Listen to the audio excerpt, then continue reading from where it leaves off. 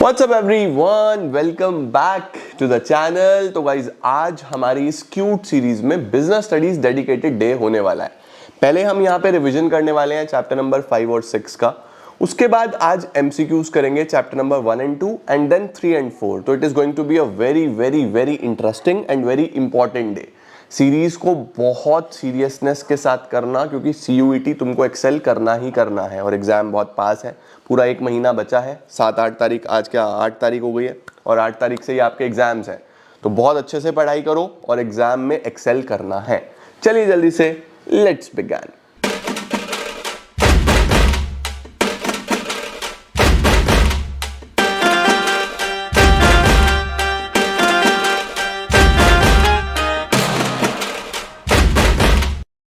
Planning का मतलब होता है कि आपने हर चीज को पेपर पे परफेक्टली अपने हिसाब से डिजाइन कर लिया। आपने एक ऑर्गेनाइजेशन बनाने का सोचा, उस ऑर्गेनाइजेशन को पेपर पे प्लान भी कर दिया कि भाई मैं एक अच्छी सी बड़ी सी कंपनी बनाऊंगा, मैं भी बहुत बड़ा मिलियनेयर बिलियनेयर मल्टी मिलियनेयर बनूंगा और मैं भी एक बड़ी कंपनी बनाऊंगा। प्लानिंग कर ली।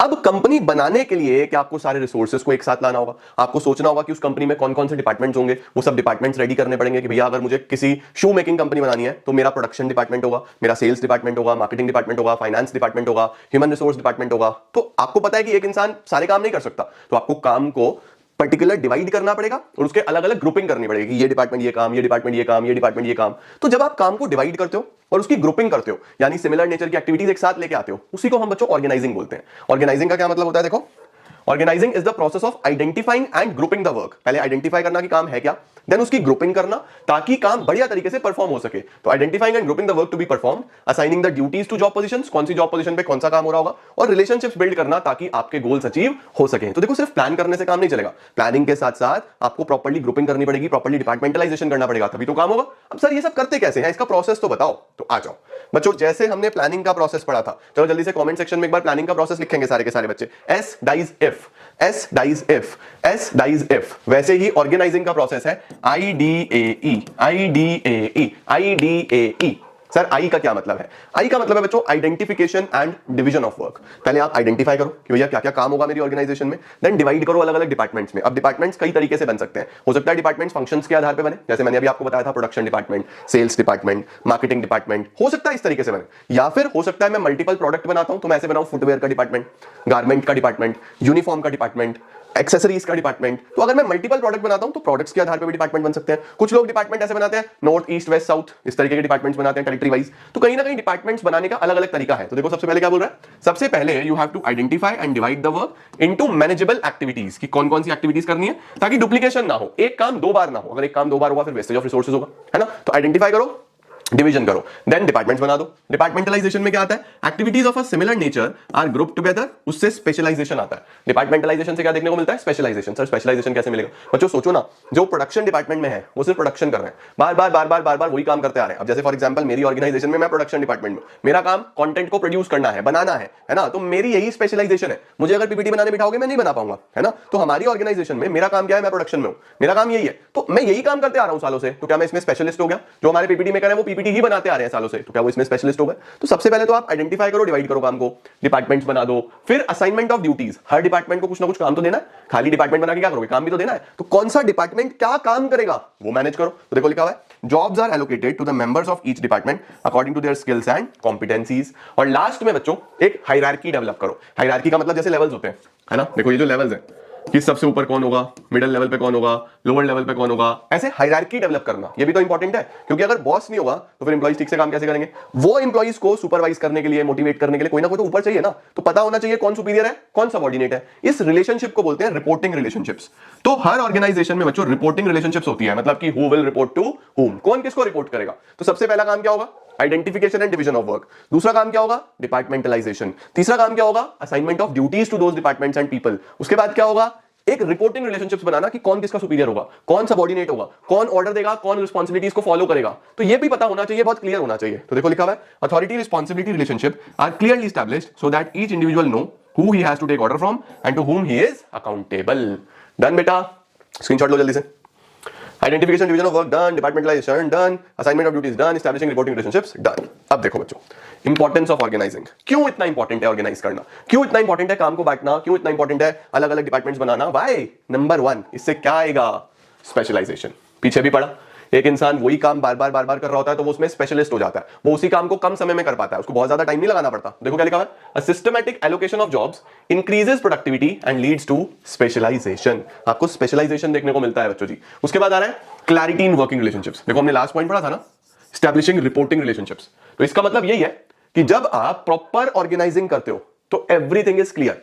क्लैरिटी होती है वर्किंग रिलेशनशिप में, कौन क्या काम कर रहा है, क्योंकि देखो ग्रुपिंग भी होती है, डिवाइड भी हुआ होता है काम, उसके साथ साथ हर चीज बहुत क्लियर होती है कि कौन किसको अकाउंटेबल है, कौन किससे ऑर्डर्स लेगा, बॉस कौन होगा। तो कहीं ना कहीं बच्चों it leads to clarity, clarity होती है और बहुत सिंपल, डुप्लीकेशन वगैरह कुछ नहीं होता, राइट। तो क्या फायदे हैं ऑर्गेनाइजिंग के, सबसे पहले स्पेशलाइजेशन आएगा, दूसरी क्लैरिटी मिलेगी रिलेशनशिप्स में, तीसरा एडमिनिस्ट्रेशन करना आसान है, कंट्रोल करना आसान है, ऑर्डर्स देना उसको फॉलो करवाना आसान है। एक ऑर्गेनाइजेशन अच्छे से चलता है जब सब कुछ वेल डिफाइंड होता है। तो देखो क्या लिखा है, it helps in administration by providing clear description. देखो वेल डिफाइंड है ना सब कुछ, तो किसी तरीके का कोई chaos ही नहीं है। Number 4, optimum utilisation of resources, ये उसी तरीके का पॉइंट है कि वेस्टेज नहीं होता बिल्कुल भी। It leads to proper utilisation of resources by avoiding duplication, कोई भी काम दो बार नहीं होता, रिपीट नहीं होता, ठीक है। नेक्स्ट आता है ग्रोथ एंड एक्सपेंशन, जब सब कुछ इतने अच्छे से हो रहा है, कोई डुप्लीकेशन नहीं हो रहा, अच्छा एडमिनिस्ट्रेशन है, क्लैरिटी है, स्पेशलाइजेशन है, तो इस सबका ओवरऑल रिजल्ट क्या है, ओवरऑल रिजल्ट है ग्रोथ। तो देखो लिखा हुआ है it helps in expansion and growth. उसके बाद आता है बच्चों adaptation to change. Adaptation to change का क्या मतलब होता है बाबू, यानी कि एक ऐसा ऑर्गेनाइजेशन जिसके अंदर सब कुछ क्लियरली डिफाइंड है, जिसके अंदर अच्छे से सुपीरियर सबऑर्डिनेट रिलेशनशिप है। अब अगर कुछ चेंज भी आता है तो एक अच्छा मैनेजर बहुत इजीली उस चेंज के साथ पूरे ऑर्गेनाइजेशन को अडैप्ट करवा सकता है, पूरे ऑर्गेनाइजेशन को बदल सकता है, क्योंकि थॉट प्रोसेस एक ग्रोथ माइंडसेट वाला होता है। वहां पे थॉट प्रोसेस ऐसा नहीं है कि भैया सारे तो फॉलो ही नहीं करेंगे, थॉट प्रोसेस ही ये है कि सब कुछ बहुत अच्छे से होगा। तो कहीं ना कहीं बच्चों हम लोग इस बात का ध्यान रखेंगे कि एक वेल डिफाइंड ऑर्गेनाइजेशन में हमेशा अडैप्टेशन टू चेंज होता है। उसके बाद डेवलपमेंट ऑफ पर्सनल, देखो जब एक इंसान एक ही काम बार बार करेगा तो उसको अंदर स्पेशलाइजेशन तो ऑर्गेनाइजेशन को मिलेगा, उसका भी तो फायदा होगा, वो भी तो उस चीज में परफेक्ट हो जाएगा। उसके साथ साथ बच्चों क्या होता है, उसके साथ साथ इसके अंदर अभी हम एक कॉन्सेप्ट पढ़ेंगे डेलीगेशन ऑफ अथॉरिटी।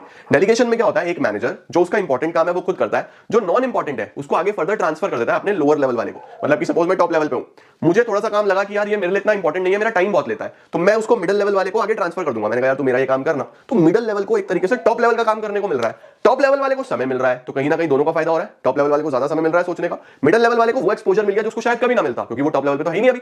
तो कहीं ना कहीं उस मिडिल लेवल वाले में भी आपने एक फ्यूचर मैनेजर रेडी कर लिया या नहीं कर लिया, आपने एक फ्यूचर के लिए बढ़िया स्टाफ रेडी कर लिया या नहीं कर लिया। तो ये आपको हेल्प करता है आपके पर्सनल, यानी जितने भी लोग आपके नीचे काम कर रहे हैं उनको डेवलप करने में। ठीक है बच्चा, जल्दी से इसका भी स्क्रीनशॉट ले लो। चलो भाई अब आगे चलते हैं हम लोग जल्दी से। इसके बाद आ रहा है बच्चों ऑर्गेनाइजेशन स्ट्रक्चर।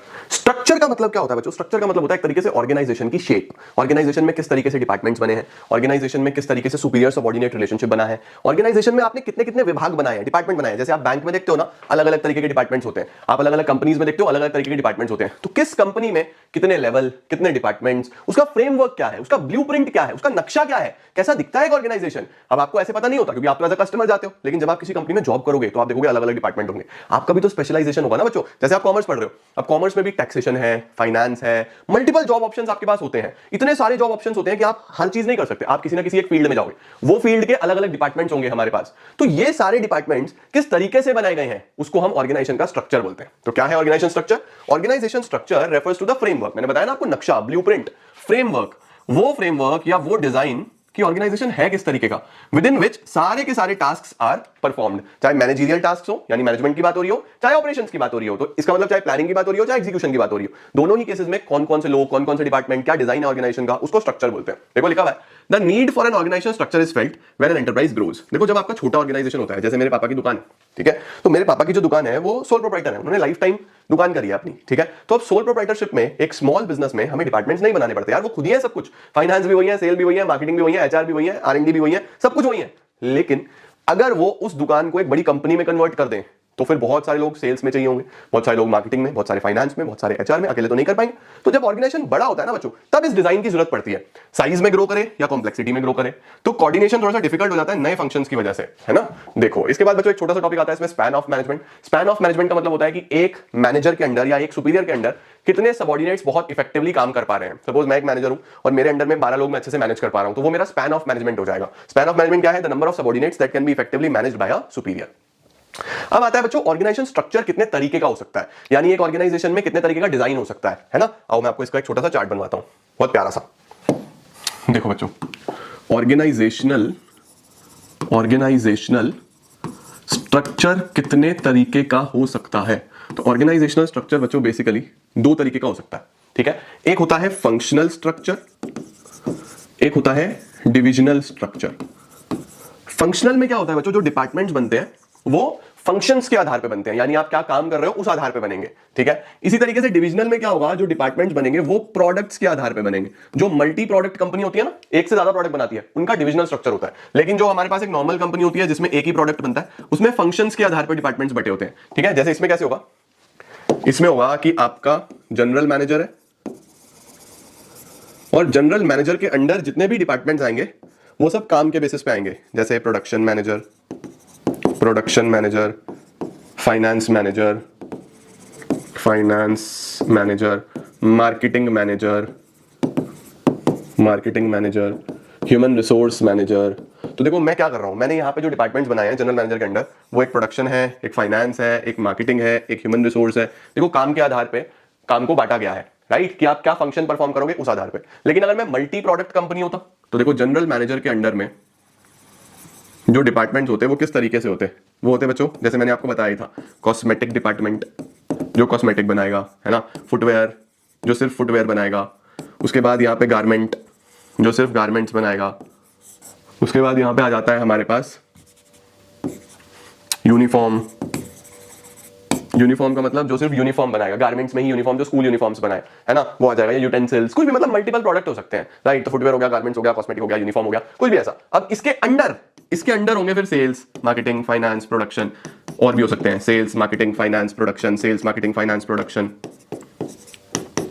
इसका मतलब ये है बच्चों, सेल्स, मार्केटिंग, फाइनेंस और प्रोडक्शन, इसका मतलब ये है कि फंक्शंस के बेसिस पे तो डिपार्टमेंट बनेंगे ही बनेंगे, लेकिन प्राइमा फेसाई पहले यहाँ पे डायरेक्टली फंक्शंस के बेसिस पे ही बने। जैसे हमारा ऑर्गेनाइजेशन है, हम सिर्फ पढ़ाते हैं, हम बहुत सारे प्रोडक्ट नहीं बेचते, तो इस केस में हमारे यहाँ पे जितने भी डिपार्टमेंट्स हैं वो ऐसे बने होते हैं, प्रोडक्शन, फाइनेंस, मार्केटिंग, HR, ऐसे डिपार्टमेंट होते हैं। लेकिन अगर हम मल्टीपल प्रोडक्ट बनाते होते तो पहले प्रोडक्ट के बेसिस पे बनते कि ये कॉस्मेटिक, ये फुटवेयर, ये गारमेंट, ये यूनिफॉर्म, एंड देन उसके अंदर अलग अलग डिपार्टमेंट्स, है ना। तो एग्जाम में अगर स्ट्रक्चर का सवाल आएगा तो आप इस तरीके से वहां पे डायग्राम भी बना सकते हो। देखो आगे क्या है, दो तरीके के स्ट्रक्चर हो गए। तो देखो क्या लिखा है, इन एन ऑर्गेनाइजेशनल स्ट्रक्चर, सबसे पहले फंक्शनल की बात कर रहा है। It is formed by grouping of jobs of similar nature according to the functions के आधार पे, और उसी के हिसाब से डिपार्टमेंट्स बनते हैं। देखो लिखा हुआ है, ये कहां पे चलेगा, ये वहां पे चलेगा जहां पे एक ही कैटेगरी ऑफ प्रोडक्ट होता है, ठीक है, जहां पे मल्टीपल प्रोडक्ट नहीं होते, एक ही तरीके का प्रोडक्ट होता है। साइज ऑफ द ऑर्गेनाइजेशन काफी बड़ा होता है तो काम बांटना पड़ेगा। एक्टिविटीज बहुत सारी होती हैं, डाइवर्सिफाइड एक्टिविटीज होती हैं, और हाई डिग्री ऑफ स्पेशलाइजेशन चाहिए होता है। हाई डिग्री ऑफ स्पेशलाइजेशन का क्या मतलब है, यानी कि आपको एक बढ़िया परफेक्ट इंसान से ही काम करवाना है, ठीक है। स्क्रीनशॉट लो। इसके बाद आ रहे हैं बच्चों इसके एडवांटेजेस। अगर आप काम को ऐसे डिवाइड करते हो तो क्या क्या एडवांटेज होते हैं। बेटा कोई भी चार एडवांटेजेस आप लोग याद रख सकते हो, ठीक है तो 6, कोई भी चार याद रख सकते हो। जैसे सबसे पहले ड्यू अटेंशन। अब देखो अगर आप प्रॉपर्ली सारे के सारे फंक्शंस के आधार पे काम को डिवाइड कर देते हो तो आप हर फंक्शन को प्रॉपर अटेंशन दे सकते हो। आपने बांटा ही नहीं तो मिक्स होकर काम चलता रहेगा, आप अटेंशन नहीं दे पाओगे, आपको पता नहीं चलेगा कौन अच्छा कर रहा है कौन बुरा कर रहा है। तो आप अच्छे से अटेंशन दे पाते हो जब प्रॉपर डिपार्टमेंट्स बने होते हैं। उसके बाद कंट्रोल करना आसान होता है और कोऑर्डिनेशन बेटर होता है। ऐसा कैसे सर, कंट्रोल करना आसान कैसे होता है? क्योंकि देखो बच्चों, मैंने जो काम बांट दिया, अब एक डिपार्टमेंट एक ही तरीके का काम करेगा, है ना, उसके अंदर सारे उसी तरीके के सोचने वाले लोग हैं। प्रोडक्शन डिपार्टमेंट में सारे ही प्रोडक्शन वाले लोग होंगे, सेल्स में सारे ही सेल्स वाले लोग होंगे, तो उनमें आपस में भी अच्छा कोऑर्डिनेशन बनेगा। और मुझे पता है कि अगर सेल नहीं हो रही तो सेल्स को पकड़ना है, क्योंकि बहुत इजी है, सेल्स वही लोग करते हैं, तो कंट्रोल करना कितना आसान है ना। तो देखो लिखा हुआ है, it leads to better control and coordination within a department. Efficiency बढ़ती है बच्चों, जब एक ही काम बार बार होता है और एक ही डिपार्टमेंट कर रहा होता है, ओवरलैपिंग भी नहीं होती, एफिशिएंसी बेटर होती है, it increases efficiency, lowers the cost, खर्चे को कम करते चले जाते हैं। It leads to minimal duplication of efforts कम से कम होंगे। ऐसा क्यों? क्योंकि एक काम 2 बार नहीं होगा, सबको क्लैरिटी है, सारे डिपार्टमेंट्स में बहुत क्लियर है कि किसको क्या काम करना है, तो 2 बार तो नहीं होने वाला, है ना। ट्रेनिंग आसान हो जाती है क्योंकि आपको एक एम्प्लॉय को एक ही चीज पे ट्रेन करना होता है। अब जो ह्यूमन रिसोर्स डिपार्टमेंट में उसको ह्यूमन रिसोर्स पे ट्रेन करना है, बाकी सारी चीजें नहीं सिखानी, है ना। और स्पेशलाइजेशन भी आ जाता है, ठीक है, परफेक्ट है, सही है क्या, क्लियर, डन सर। क्योंकि एक ही चीज, एक ही इंसान एक ही डिपार्टमेंट में काम कर रहा होता है तो उसका उसमें स्पेशलाइजेशन पक्का है। स्क्रीनशॉट ले लिया, डन। अब बच्चों नेक्स्ट आता है हमारे पास, क्या कुछ डिसएडवांटेज भी हो सकते हैं सर इसके? हाँ, डिसएडवांटेज तो होते ही हैं। देखो डिसएडवांटेज क्या होते हैं, सबसे पहले लिखा हुआ है फंक्शनल एम्पायर्स। फंक्शनल एम्पायर्स का मतलब है बच्चों कि एक पर्टिकुलर डिपार्टमेंट एक ही चीज में प्रो होगा। भाई फाइनेंस वाले को आपने सिर्फ फाइनेंस की ही ट्रेनिंग करी है, सेल्स वाले को सिर्फ सेल्स की ही ट्रेनिंग करी है, आपने जिस डिपार्टमेंट का इंसान है उसको उसी की ट्रेनिंग करी है, उसको कोई और काम नहीं आता। तो इस वजह से क्या होता है कि वो जो है बस अपने ही काम पे फोकस करता है और ऑर्गेनाइजेशन में क्या चल रहा है उसको उससे कोई मतलब ही नहीं है, क्योंकि उसको आता ही नहीं, है ना। तो इससे क्या होता है, कई बार आप अपने काम पे फोकस करते रहते हो और ओवरऑल गोल अचीव ही नहीं होता। देखो यहां पे भी वही लिखा हुआ है कि this structure places less emphasis, इसका कम फोकस होता है ओवरऑल ऑब्जेक्टिव पे। क्यों? क्योंकि ये तो बस अपने डिपार्टमेंट के ही ऑब्जेक्टिव पे फोकस करता रहता है, राइट। दूसरा लिखा हुआ है प्रॉब्लम्स इन कोऑर्डिनेशन। कई बार प्रॉब्लम जो है वो आ जाती है कोऑर्डिनेट करने में। क्यों कोऑर्डिनेट करने में प्रॉब्लम आ जाती है? क्योंकि देखो अब आपने काम बहुत ज्यादा डिवाइड कर दिया, है ना। भाई एक डिपार्टमेंट हो गया हमारा सेल्स, ठीक है, एक डिपार्टमेंट हो गया हमारा प्रोडक्शन, अब कई बार ऐसा होता है सेल्स वाला सेल्स करना चाहता है, प्रोडक्शन वाला भी सामान ही बना रहा है या स्लो चल रहा है। प्रोडक्शन अगर सही से सामान नहीं बनाएगा तो सेल्स वाला कैसे बेचेगा? तो उन दोनों में कोऑर्डिनेशन तो चाहिए, है ना। पहले क्या हो रहा था, पहले आपने डिपार्टमेंट नहीं बनाए हुए थे तो एक साथ काम मिलजुल के कर लेते थे। अब आपने डिपार्टमेंट बना दिए तो एक दूसरे के ऊपर इंटरडिपेंडेंट हो गए, इंटरलिंक्ड हो गए। तो कहीं ना कहीं बच्चों कोऑर्डिनेशन मेंटेन करना मुश्किल हो जाता है, क्योंकि देखो आपको हर चीज अब अलग अलग डिपार्टमेंट के थ्रू करनी है। आप अकेले कुछ भी नहीं कर सकते, अकेले आप बस अपना अपना काम देख सकते हो और आप हो इंटरलिंक दूसरे से, तो थोड़ा सा कोऑर्डिनेशन मुश्किल है। देखो लिखा हुआ है, it leads to problems in coordination as information has to be exchange across different departments. Conflict of interest, ये तो बच्चों सब जगह चलेगा। कॉन्फ्लिक्ट ऑफ इंटरेस्ट तो आएगा ही आएगा, जहां पे जितने ज्यादा लोग होते हैं उतने तरीके के माइंडसेट्स, उतने तरीके की अप्रोच, तो लड़ाई झगड़े तो देखो होंगे ही होंगे। लास्ट लिखा हुआ है इनफ्लेक्सिबिलिटी। इनफ्लेक्सिबिलिटी का मतलब है कि देखो एक एम्प्लॉय एक ही चीज के लिए ट्रेंड है, अगर उसको कोई और काम दे दिया जाए तो वो नहीं कर सकता। तो फ्लेक्सिबिलिटी नहीं है यहाँ पे कि दूसरे डिपार्टमेंट में सेल्स में छुट्टी पे हैं दो लड़के तो प्रोडक्शन वाले वहां भेज दो सेल्स कर लेंगे, नहीं कर पाएंगे, उनकी ट्रेनिंग ही नहीं हुई। ये तब होता है जब आपने एक एम्प्लॉय की मल्टीपल डिविजन्स में ट्रेनिंग करी होती है कि यहाँ नहीं तो वहां कर लियो काम, वहां नहीं तो वहां कर लियो। तो आप देखते हो बैंक में क्या होता है कि किसी दिन वो कैशियर पे बैठा होता है, किसी दिन वो लोन में बैठा होता है, किसी दिन वो कोई और काम कर रहा होता है, तो वो अलग अलग ट्रेनिंग देते रहते हैं एम्प्लॉय को। इससे क्या होता है, वो फ्लेक्सिबिलिटी मिल जाती है कि अगर किसी डिपार्टमेंट में कोई और छुट्टी पे भी है तो दूसरा बंदा कर देगा वो काम, लेकिन इसमें ऐसा नहीं होता। As the functional heads do not get training and experience in diverse areas, तो इट लीड्स टू इनफ्लेक्सिबिलिटी। ठीक है बच्चों। Then we have divisional structure. Divisional मैंने आपको बता ही दिया था, जब एक मल्टी प्रोडक्ट कंपनी होती है, एक से ज्यादा प्रोडक्ट बनाती है, तो प्रोडक्ट्स के बेसिस पे डिवीजन करना पड़ता है। देखो, it is an structure which comprises of separate business divisions or units, यानी कि बिजनेस ही हम अलग अलग कर देंगे, right. Generally man power is grouped on the basis of different products. इसमें प्रोडक्ट्स के आधार पे काम को बांटा जाएगा। ये कहां पे सूटेबल होगा? ये बच्चों ऐसी जगह पे सूटेबल होगा जहां पे लार्ज वैरायटी ऑफ प्रोडक्ट्स होते हैं। फंक्शनल में सिंगल ही प्रोडक्ट होता था, बट बड़ा ऑर्गेनाइजेशन होता था। ऑर्गेनाइजेशन ये भी बड़ा है तभी काम बांटना पड़ रहा है, लेकिन प्रोडक्ट बहुत सारे हैं इसके अंदर। उसमें तो एक होता था, इसमें बहुत सारे। देखो, an organisation grows and needs to adopt more employees. जैसे ऑर्गेनाइजेशन ग्रो करता है उसको ज्यादा एम्प्लॉइज की जरूरत पड़ती है, तो कहीं ना कहीं आपको काम तो बांटना पड़ेगा। बट अगर एक ही प्रोडक्ट है तो फिर तो आप फंक्शनल में जाओ, मल्टी प्रोडक्ट है तो आप डिविजनल में आओ। ठीक है, ज्यादा डिपार्टमेंट बनते हैं, नए लेवल्स ऑफ मैनेजमेंट बनते हैं। इसके क्या क्या एडवांटेज होंगे सर? फिर से देखो, एक्सपेंशन एंड ग्रोथ तो सेम है, काम बांट के चलोगे तो एक्सपेंशन तो होगा ही होगा, ग्रोथ भी हमें देखने को मिलेगा ही मिलेगा।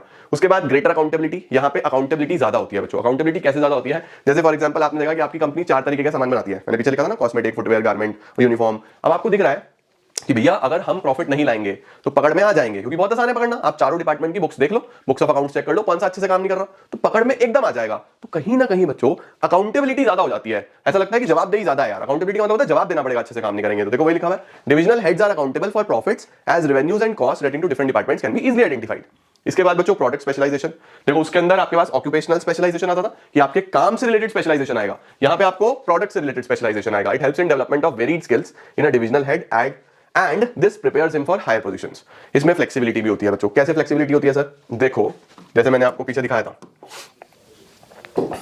अब इसमें अगर फाइनेंस वाला बंदा छुट्टी पे है तो प्रोडक्शन वाला यहाँ के काम नहीं कर सकता, तो यहाँ पे इनफ्लेक्सिबिलिटी होती थी। लेकिन यहाँ पे देखो, अगर फुटवेयर का मार्केटिंग वाला बंदा छुट्टी पे है तो इधर का मार्केटिंग वाला भेज दो, या इधर का मार्केटिंग वाला भेज दो, या इधर का मार्केटिंग वाला भेज दो, तो कहीं ना कहीं यहाँ पे थोड़ी फ्लेक्सिबिलिटी है। अब सर इसके डीमेरिट में फिर हम ये भी तो लिख सकते हैं खर्चा ज्यादा होगा, बिल्कुल होगा। यहाँ पे एक ही होता था बंदा, यहाँ पे उसी चीज के 4 बंदे, तो खर्चा तो ज्यादा होगा बच्चों, है ना। लेकिन वो डीमेरिट है, अभी तो मेरिट्स पढ़ रहे हैं, तो अभी तो तारीफ करेंगे। देखो क्या लिखा है, it promotes flexibility and initiatives because each division functions as an autonomous unit। जितनी भी divisions हैं वो कैसे फंक्शन करती हैं, कैसे काम करती हैं? As a autonomous. ऑटोनॉमस मतलब सेल्फ डिपेंडेंट, किसी और पे डिपेंडेंट नहीं है ना। अच्छा जी, इसका स्क्रीनशॉट ले लो बेटा। ये एडवांटेजेस हैं डिविजनल स्ट्रक्चर के। अब आ रहे हैं डिसएडवांटेजेस। डिसएडवांटेजेस में सबसे पहले कॉन्फ्लिक्ट्स, लड़ाई होगी। ये तो पिछले वाले में भी था, जहां पे लोग ज्यादा होंगे वहां पे लड़ाई होगी। दूसरा कॉस्टली प्रोसेस है, काफी सारा खर्चा बढ़ जाता है, क्योंकि देखो हर चीज के 4 लोग चाहिए। मैंने 4 डिपार्टमेंट बनाए थे, 5 बनाता तो 5 चाहिए थे, तो खर्चा तो होगा। लास्ट आ रहा है इग्नोरिंग ऑफ ऑर्गेनाइजेशनल इंटरेस्ट। ये भी कहीं पे लास्ट वाले पॉइंट में भी हमने यही देखा था। क्या देखा था फंक्शनल में भी, कि वो बस अपने अपने फंक्शन पे फोकस करते थे। यहाँ भी यही है, ये बस अपने अपने प्रोडक्ट पे फोकस करेंगे और कई बार ऑर्गेनाइजेशन के गोल को भूल जाएंगे। तो वही लिखा है, ऑर्गेनाइजेशन का इंटरेस्ट इग्नोर हो जाता है, तो कहीं ना कहीं आपका खुद का डिवीजन का गोल आपके लिए ज्यादा बड़ा हो जाता है। ठीक है बच्चों जी, इसका भी स्क्रीनशॉट ले लो। देन हमारे पास आ रहा है फॉर्मल ऑर्गेनाइजेशन। देखो बच्चों, ये भी ना अपने आप में एक सिस्टम है। एक ऑर्गेनाइजेशन में ना 2 तरीके के सिस्टम्स काम करते हैं, या तो ऑर्गेनाइजेशन फॉर्मल होगा या ऑर्गेनाइजेशन इनफॉर्मल होगा। फॉर्मल का क्या मतलब होता है कि सब कुछ एक ऑर्डर में है, सब कुछ रिटर्न में होता है, सब कुछ प्री प्लान्ड है, ऑर्गेनाइजेशन में प्रॉपर डिसिप्लिन है, ऑर्गेनाइजेशन के अंदर सब लोग रूल्स और रेगुलेशंस को मानते हैं, कम्युनिकेशन भी एक चेन में होता है। तो ये चीज ना बनाई जाती है कि एक स्कूल कैसे काम करेगा, स्कूल में कौन सा लेक्चर कितने बजे होगा, कौन सा टीचर लेगा वो लेक्चर, अगर वो टीचर नहीं है तो उसकी जगह पे कौन लेगा, किसको कितने बात करने देनी है, लंच का टाइम क्या होगा। वो अलग बात है, हम पहले लंच खत्म कर देते हैं स्कूल्स में, तो हो गया रिलेटेबल। लेकिन ठीक है, स्कूल अपने आप में एक फॉर्मल ऑर्गेनाइजेशन है ना। लेकिन बच्चों, क्या स्कूल से ही हम लोग ऐसे भी फ्रेंड्स बना लेते हैं जिनके साथ हम कभी फॉर्मल होते ही नहीं है, जिनके साथ हम फुल गाली गलौज करते हैं, जिनके साथ हम लोग फुल अपने दिल की बात शेयर करते हैं, हमें अच्छा लगता है, उनके साथ हम खेलते हैं, वो लोग हमारे एक लाइफ का इंटीग्रल पार्ट बन जाते हैं। तो क्या फॉर्मल से ही एक नया रिश्ता निकल के आया जिसके अंदर हमें साइकोलॉजिकल सेटिस्फैक्शन मिल रहा है। फॉर्मल में मिले या ना मिले, लेकिन इनफॉर्मल हमें एक नेक्स्ट लेवल सेटिस्फैक्शन देता है। ये जो सेटिस्फैक्शन मिल रहा है ना, इसके अंदर फ्रीडम है, हम किसी से कुछ भी बात कर सकते हैं, हमें अच्छा लग रहा है, बुरा लग रहा है, हम हंस रहे हैं, हम रो रहे हैं, सारे एक्सप्रेशंस बाहर आ रहे हैं। इस अरेंजमेंट में कोई रूल्स रेगुलेशंस नहीं है, यहां पे सब फ्री स्पिरिट है। इसको बोलते हैं इनफॉर्मल ऑर्गेनाइजेशन, है ना। तो देखो फॉर्मल क्या है, पहले formal organisation refers to the organisation structure which is deliberately created. ये बनाया जाता है, मैंने बोला ना रूल्स रेगुलेशंस बनाए जाएंगे, कौन किससे कब कितनी बात करेगा बताया जाएगा, राइट। किस लिए बनाया जाता है? To accomplish a task. Structure in formal organisation can be functional और डिविजनल। बोल रहा है फॉर्मल में फंक्शनल स्ट्रक्चर भी हो सकता है, डिविजनल भी हो सकता है, ऑफ कोर्स सही बात है। आगे चलते हैं। फॉर्मल के क्या क्या फीचर्स होंगे ये हमने ऊपर देख लिया बच्चों। डेलिबरेटली यानी कि अपने आप बनाओगे आप लोग इसको प्रॉपर्ली रूल्स रेगुलेशंस के साथ। इसमें सारी रिलेशनशिप्स बहुत क्लियर होती हैं, कौन किसको रिस्पॉन्सिबल होगा, कौन कितना काम करेगा, सब कुछ क्लियर होता है। ज्यादा एम्फेसिस काम पे होता है इसके अंदर, ज्यादा फोकस वर्क पे होता है इसके अंदर, इंटरपर्सनल कम्युनिकेशन वगैरह पे ध्यान नहीं देता इसके अंदर। रूल्स प्रोसीजर सब सामने सामने दिए जाते हैं और सारे के सारे डिपार्टमेंट्स को ये एक साथ लेके चलता है ना। हम स्कूल्स में देखते हैं ना कि सारे के सारे डिपार्टमेंट्स, हर सब्जेक्ट का टीचर एक दूसरे के साथ इंटरलिंक्ड है, सब एक साथ में चलते हैं। तो ये फॉर्मल ऑर्गेनाइजेशन के ही कैरेक्टरिस्टिक्स हैं। इसके बाद बच्चों अगर आप एक फॉर्मल ऑर्गेनाइजेशन बनाते हो, आप एक ऐसा ऑर्गेनाइजेशन बनाते हो जहां पे प्रॉपर रूल्स एंड रेगुलेशंस है, वहां पे क्या क्या मेरिट्स होंगे। देखो सबसे बड़ा मेरिट है कि आप आसानी से फिक्स कर सकते हो जिम्मेदारी। जब आप सब कुछ बहुत क्लियरली डिफाइन कर दोगे, सब लोगों को अपना अपना काम पता होगा, तो क्या जिम्मेदारी देना इजी है, जिम्मेदारी अलॉट करना इजी है। तो it is very easy to fix responsibility in a formal organisation. दूसरा, डुप्लीकेशन नहीं होता। जब सब कुछ वेल डिफाइंड होता है, सब कुछ रिटर्न में होता है, सब कुछ प्रॉपर्ली डिवाइडेड होता है, तो कोई भी काम दो बार होने का चांस ही नहीं है। तो डुप्लीकेशन को अवॉइड करता है ये, एक चीज दो बार नहीं होती। तीसरा, यूनिटी ऑफ कमांड होता है इसके अंदर। यूनिटी ऑफ कमांड का मतलब ऑर्डर एक बॉस से आ रहा होता है, इसके अंदर मल्टीपल बॉस हम कोशिश करते हैं कि ना हो, तो यूनिटी ऑफ कमांड रहता है। देन गोल्स अचीव होते हैं इसके थ्रू, कई बार नहीं भी होते बच्चों, लेकिन अगर आपका ऑर्गेनाइजेशन एक फॉर्मल ऑर्गेनाइजेशन है, डिसिप्लिन वाला ऑर्गेनाइजेशन है, प्रॉपर्ली सब कुछ डिफाइंड है, तो फिर गोल्स तो अचीव होंगे। उसके बाद बच्चों ऑर्गेनाइजेशन में स्टेबिलिटी बनी रहती है। स्टेबिलिटी का क्या मतलब होता है कि लोग बार बार जो है ऑर्गेनाइजेशन को डिस्टर्ब नहीं करते। अगर देखो स्कूल इनफॉर्मल हो जाए तो हम स्कूल का क्या हाल बता दे भाई। फॉर्मल है, रूल्स रेगुलेशंस हैं, तभी स्कूल में एक डिसिप्लिन वाला तरीका है। अदरवाइज इनफॉर्मल अगर हो गया ना स्कूल, तो बस फिर देखो तुम क्या होगा। तो स्टेबिलिटी बनी रहती है फॉर्मल नेचर की वजह से। सर इसके कुछ लिमिटेशंस भी होते हैं क्या? हाँ लिमिटेशन तो होता है। जैसे number 1 procedural delay. Procedural delay का मतलब होता है, देखो इसके अंदर ना कम्युनिकेशन का भी सब कुछ वेल डिफाइंड होता है कि ए पहले बी से बात करेगा, फिर बी सी से, फिर सी डी से, डी ई से। जब सब कुछ इतना वेल डिफाइंड है तो हर चीज अकम्प्लिश करने में टाइम लगता है, हर चीज अकम्प्लिश करने में समय लगता है। तो प्रोसीजरल डिलेज बहुत है, प्रोसीजर एक के बाद एक के बाद एक के बाद एक टाइम बहुत लगता है। तो देखो क्या बोल रहा है, delay in decision making because communication flows through a scalar chain. Lower वाला पहले मिडिल को बताएगा, मिडिल वाला फिर टॉप को बताएगा, फिर टॉप मिडिल को, फिर लोअर तक जाएगी बात। कितना टाइम लग रहा है, डिलेज होते हैं। रिजिडिटी हो जाती है, वही वाली बात है कि जब सब कुछ एक बार आपने डिफाइन कर दिया तो पूरी ऑर्गेनाइजेशन बस उसको फॉलो कर रही है, तो कोई अपनी क्रिएटिविटी तो दिखाई नहीं सकता, कोई अपना टैलेंट तो दिखाई नहीं सकता। आपको पता है बच्चों, जब मैं स्कूल में पढ़ाता था तो 2015 में पढ़ाया मैंने स्कूल में, 15-16 2 साल पढ़ाया, फिर मैं 17-18-19 में अपना काम किया। फिर उसके बाद 19-20 में मैं थोड़ा सा फाइनेंशियली बहुत ज़्यादा डिस्टर्ब हो गया था, फिर मैंने फिर से स्कूल ज्वाइन किया, फिर पढ़ाया, और फिर कोविड के बाद मैंने स्कूल ड्रॉप किया। बट मेरा स्कूल ड्रॉप करने का क्या रीज़न था? मेरा स्कूल ड्रॉप करने का रीज़न था ये रिजिडिटी। मैं वहां पे कुछ भी अपना क्रिएटिविटी नहीं दिखा सकता था। मैं कोशिश करता था कि मैं सिलेबस को एक तरीके से पढ़ाऊं, लेकिन वहां पे सिस्टम था, डेली बेसिस पे मुझे प्रिंसिपल बोल देते थे भाई साहब आपको ऐसे नहीं ऐसे करना है। भाई मैं अपने हिसाब से मैं जानता हूं क्या पढ़ाना है, टीचर मैं हूं। अब जिस प्रिंसिपल को ये नहीं पता, वो कॉमर्स बैकग्राउंड से है ही नहीं, उनको नहीं पता कि भाई कॉमर्स कैसे पढ़ाया जाता है, वो मुझे कह रहे हैं कि भाई आप इस तरीके से पढ़ाओ। मैं उनको बोल रहा हूं सर या मैम ऐसा ये गलत है, this is not the right way. उन्होंने बोला हमारा स्कूल तो ऐसे चलता है, ऐसे ही चलेगा। तो मैंने कहा ठीक है फिर भाई तुम अपना स्कूल चलाओ, मैं अपना काम करूंगा। मैंने फिर और ज्यादा फोकस करा यूट्यूब पे, और ज्यादा फोकस करा अपने खुद के कोचिंग पे, और ज्यादा फोकस करा अपने इंस्टीट्यूट पे, बाकी the rest is history.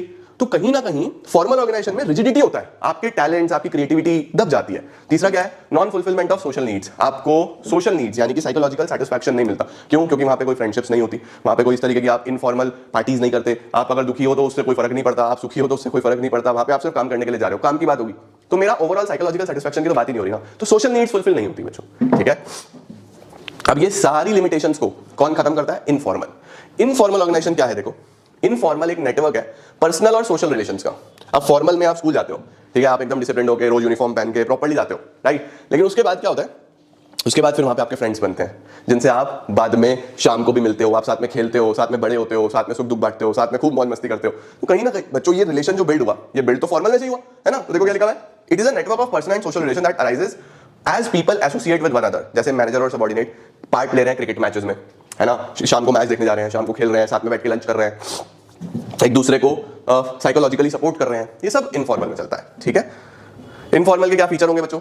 Number 1, ये फॉर्मल में से ही निकल के आता है। अगर ऑर्गेनाइजेशन होता ही ना तो फिर ये कहां से आता? तो सबसे पहले तो ये कहां से निकल के आएगा? फॉर्मल में से ही निकल के आएगा। दूसरा, ये डेलिबरेटली नहीं बनाया जाता। आपने कभी सोच के दोस्ती कर दी क्या अपने दोस्त से कि यार उस लड़के को या उस लड़की को दोस्त बनाऊंगा, बन गए भाई खुद से। डेलिबरेटली नहीं होता ये जिसके साथ हमें अच्छा फील हुआ वो हमारे फ्रेंड्स हो गए, राइट। इसके बाद इंडिपेंडेंट चैनल्स ऑफ कम्युनिकेशन है, इसके अंदर कोई ऑर्डर नहीं होता कि इसके बाद यही इंसान बात करेगा, ऐसे ही बात करेगा, ऐसा कुछ नहीं। कोई किसी से कहीं भी कैसे भी बात कर सकता है। नो डेफिनेट स्ट्रक्चर, इसका कोई डेफिनेट स्ट्रक्चर नहीं होता बच्चों, कोई स्ट्रक्चर फॉलो करने की जरूरत नहीं है, क्योंकि ये तो सोशल इंटरेक्शंस है। And then standard of behaviour जो है वो ग्रुप नॉर्म से निकलता है। कोई ऑर्गेनाइजेशन ऑर्गेनाइजेशन का रूल नहीं है बिहेवियर का। बिहेवियर तो जैसा ग्रुप में एक्सेप्टेबल है वैसा चलेगा। कुछ ग्रुप्स ऐसे होते हैं दोस्तों के, जैसे मेरे दो दोस्त हैं, वो फोन अगर फोन पे बात करेंगे तो वो उनके मुंह से 10 में से 4 शब्द 5 शब्द गाली के निकलेंगे। अब दोस्त ऐसे होते हैं भाई, है ना। एक अलग ग्रुप है जो बहुत प्रोफेशनल है, वो सारी बात इंग्लिश में करते हैं, वो हिंदी में बात नहीं करते, वो अलग ग्रुप है, तो उनके ग्रुप नॉर्म्स अलग है, ये वाले ग्रुप नॉर्म्स अलग है। तो अपने अपने दोस्तों में चलता है यार, है ना। तो यहाँ पे कोई ऑर्गेनाइजेशन के रूल्स रेगुलेशंस नहीं होते बच्चों। अच्छा, इसका क्या एडवांटेज है? Faster communication. 1 मिनट से पहले कोई चीज नहीं हुई, अरे अभी दोस्त को फोन लगाता हूं, हाँ भाई तुझे ये बात पता चली क्या? अरे मैंने उसके साथ देखा। Faster communication. Number 2, social needs को फुलफिल करता है। समाज में लोगों को फ्रेंडशिप्स, लव, केयर, अफेक्शन ये सब चाहिए होता है, तो इस नीड को फुलफिल करता है। तीसरा, ऑर्गेनाइजेशन के ऑब्जेक्टिव्स भी फुलफिल करता है। जैसे आपको ऑर्गेनाइजेशन में कोई फीडबैक लेना है, ठीक है, वो फीडबैक फॉर्मली शायद कोई ना दे। एक मैनेजर अगर एक एम्प्लॉय को बोलेगा भाई फीडबैक दो, तो वो सब कुछ पॉजिटिव बोलेगा, लेकिन अगर वो शाम को उसके साथ बैठे चाय पे और वो बोले और बता यार कैसा चल रहा है, तो चाय पीते पीते शायद वो सच बोलेगी यार ये चीजें प्रॉब्लम कर रही हैं, ऐसे हो रहा है, तो वहां पे आपको ज्यादा पता चलता है, आपके ऑब्जेक्टिव्स फुलफिल भी करता है अगर आप इनफॉर्मल का प्रॉपर एडवांटेज लो तो। ठीक है, इसके डिसएडवांटेजेस क्या होंगे बच्चों?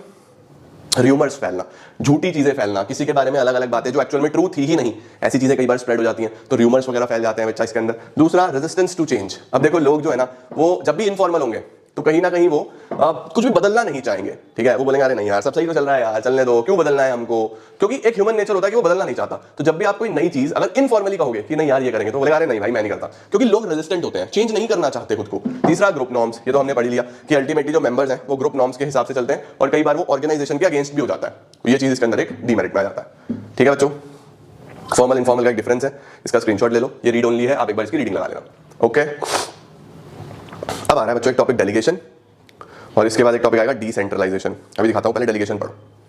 देखो डेलीगेशन क्या होता है बच्चों? डेलीगेशन का मतलब होता है transfer of authority from a superior to a subordinate. Superior कौन होता है? जो ऊपर है। सबऑर्डिनेट कौन है? जो नीचे है। अब जो एक सुपीरियर है वो कई बार ओवरबर्डन होता है, उसके बाद बहुत सारा काम होता है, तो वो क्या करता है, जो उसके लिए थोड़ा सा अनइंपॉर्टेंट वर्क है या जो बहुत इंपॉर्टेंट उसके लिए नहीं है, वो अपने सबऑर्डिनेट को ट्रांसफर कर देता है कि यार प्लीज मेरे लिए काम कर दियो। उसको पता है ये बहुत इंपॉर्टेंट नहीं है, कोई भी करेगा चलेगा। तो जब एक सुपीरियर, ध्यान रखना, ध्यान से मेरी बात सुनो, एक सुपीरियर अपने इमीडिएट सबऑर्डिनेट को, उसका इमीडिएट सबऑर्डिनेट की बात कर रहा हूं मैं, पूरे ऑर्गेनाइजेशन की बात नहीं कर रहा, ये दो लोगों के बीच में होता है बस, एक सुपीरियर और एक सबऑर्डिनेट। तो जब एक सुपीरियर अपने इमीडिएट सबऑर्डिनेट को कुछ काम देता है और उसको बोलता है भाई ये काम इस तरीके से करना है, इसी को हम लोग बोल देते हैं डेलीगेशन। क्या है delegation? Delegation is the transfer of authority from superior to subordinate, entrustment of responsibility, उसको जिम्मेदारी देना, भरोसा दिखाना, और उसके लिए अकाउंटेबिलिटी डेवलप करना। अकाउंटेबिलिटी का मतलब कि गलत करोगे तो देखो जवाब तो मैं आपसे लूंगा, उसको बोलते हैं अकाउंटेबिलिटी डेवलप करना। However delegation does not mean abdication of responsibility. देखो जो मैनेजर है ना, मेरा कोई काम है, मेरी जिम्मेदारी है, मैं भले ही किसी और से करा रहा हूं, लेकिन जिम्मेदार अभी मैं ही रहूंगा उसके लिए, ये नहीं है मैं भाग नहीं सकता। ठीक है ना, मैं खुद ही उसके लिए रिस्पांसिबल रहूंगा, भले मैंने काम किसी और से कराया। तो डेलीगेशन, ध्यान रखना, does not mean abdication of responsibility, आप अपनी जिम्मेदारी से नहीं भाग सकते। ओके, ये तो बच्चों इसका मीनिंग हो गया। अब आ रहे हैं हमारे पास एलिमेंट्स ऑफ डेलीगेशन। एलिमेंट्स में 3 होते हैं बेटा, अथॉरिटी, रिस्पांसिबिलिटी, अकाउंटेबिलिटी। अथॉरिटी का क्या मतलब होता है? Power to take decisions. जैसे फॉर एग्जांपल हम बोलते हैं हमारे इंडियन क्रिकेट टीम के कैप्टन है मिस्टर रोहित शर्मा, उनके पास अथॉरिटी है कि वो अपने हिसाब से अपनी टीम सेलेक्ट कर सकते हैं, पावर टू टेक डिसीजन। लेकिन क्या उसके साथ साथ उनके ऊपर जिम्मेदारी भी है टीम को जितवाना। टीम अगर हारती है तो फिर रोहित शर्मा को पकड़ा जाता है कि भाई साहब बताओ आपकी जिम्मेदारी थी, आप अच्छा क्यों नहीं खेले। अब क्या उनको जवाब भी देना पड़ेगा, जवाबदेही भी उनकी है, उसको बोलते हैं अकाउंटेबिलिटी। मीडिया के सामने आना पड़ेगा ना कैप्टन कहां है।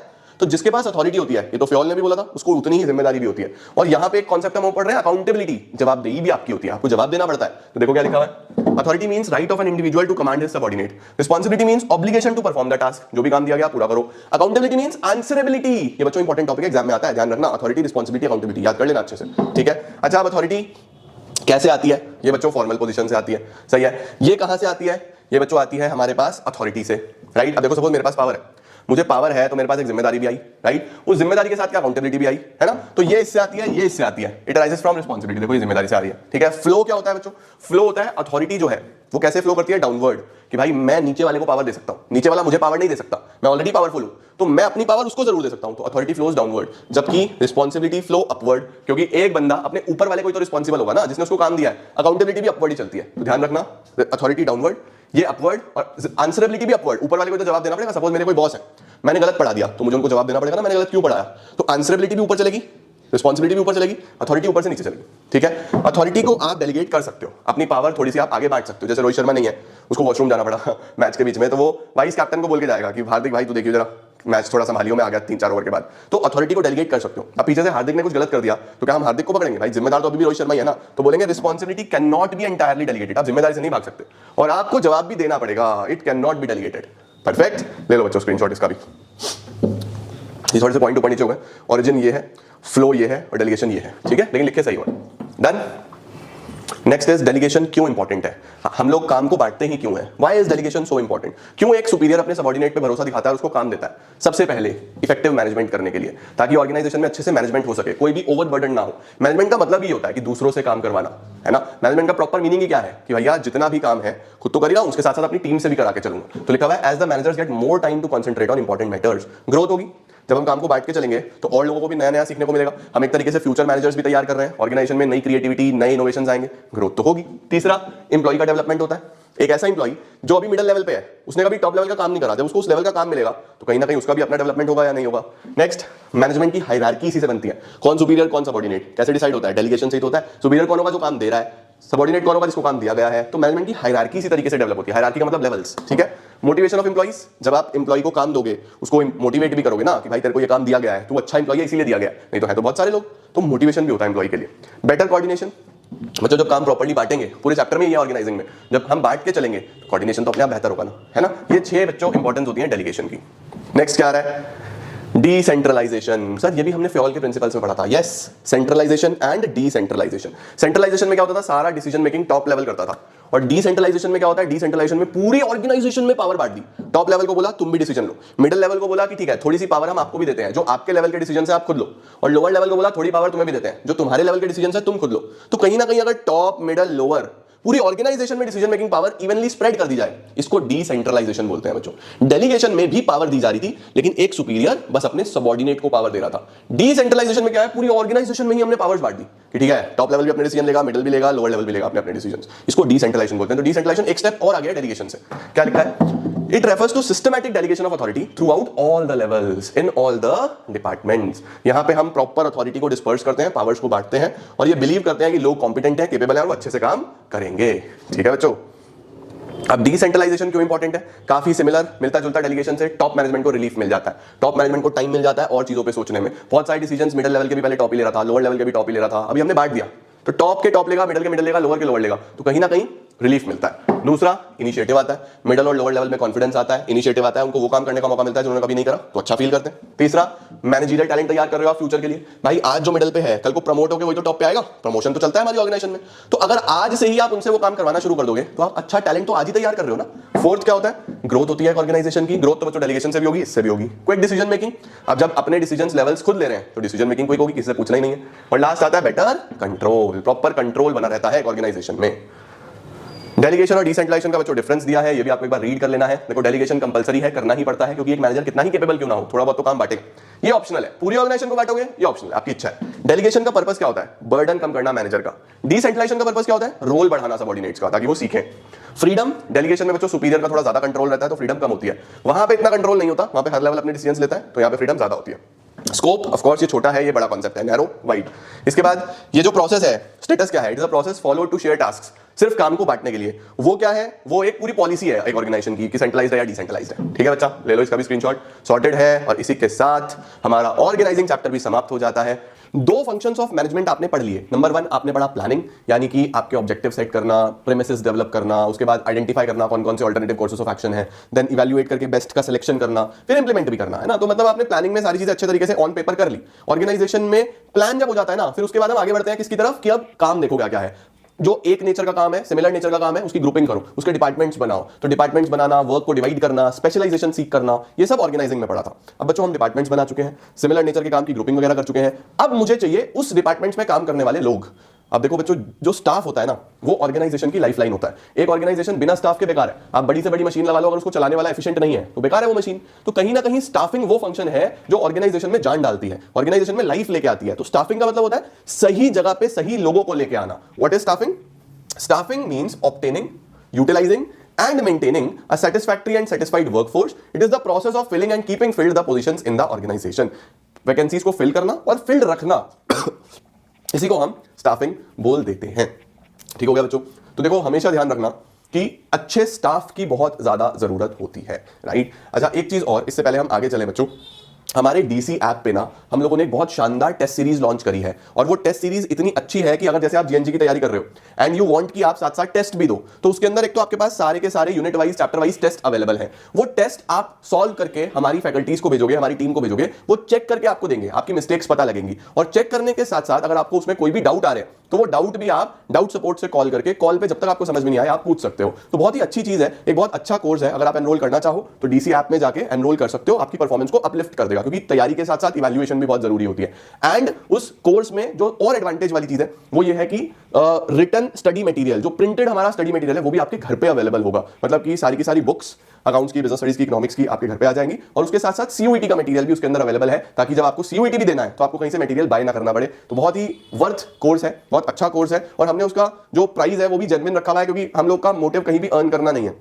मोटिव ये है कि बच्चों तक अच्छी चीज पहुंच सके। तो देखो फैकल्टीज तुम्हारे लिए लगाई है, डाउट सपोर्ट दिया है, किताबें आप तक पहुंच रही हैं, सीयूईटी प्लस 12, तो जितना हमें प्रिंटिंग कॉस्ट, ट्रांसपोर्टेशन कॉस्ट और फैकल्टी का कॉस्ट आता है बस उतने ही लगभग हमने उसका प्राइस रखा है। तो इफ यू आर इंटरेस्टेड, अगर आप देखना चाहो तो डीसी ऐप पे जाके देखना, आपके लिए बहुत बेनिफिशियल रहेगा। स्टोर सेक्शन में आपको कोर्स मिलेगा, और 26 जनवरी पे हमारी सेल भी चलेगी, तो सेल में आपको 10-20% ऑफ भी मिल जाएगा, तो आप जाके चेक कर सकते हो। बाकी कोई डाउट हो तो इस नंबर पर कॉल करके सारी डिटेल्स ले लेना बच्चों। बढ़िया वर्थ टेकिंग कोर्स रहेगा, गुड इन्वेस्टमेंट रहेगा। ठीक है, चलो जी, स्टाफिंग का मतलब समझ गए बेटा, सही जगह पे सही लोगों को लेके आना। उसके बाद आता है इंपॉर्टेंस ऑफ स्टाफिंग। अच्छा, एक चीज और बता दूं, एक एग्जिस्टिंग एंटरप्राइज में स्टाफिंग कॉन्टिन्यूअस प्रोसेस है। कॉन्टिन्यूअस प्रोसेस का मतलब चलता रहता है, चलता रहता है, चलता रहता है, कभी भी खत्म नहीं होता, राइट। और अगर कोई नई एंटरप्राइज है तो उसका तो फर्स्ट टाइम ही होगा, पहली बार ही होने वाला है, राइट। अच्छा, स्टाफिंग क्यों इंपॉर्टेंट है बेटा, अगर आप सही से लोगों को लेके आते हो, क्यों इंपॉर्टेंट है? देखो, नंबर 1 फर्स्ट पॉइंट बोल रहा है, अगर हम प्रॉपर स्टाफिंग करते हैं तो हमें कॉम्पिटेंट पर्सनल मिल जाता है। कॉम्पिटेंट का मतलब best suited for the job, best suited for the job, मतलब जो भी उस जॉब के लिए बेस्ट है, ऐसा इंसान मिलेगा अगर आप प्रॉपर स्टाफिंग करोगे।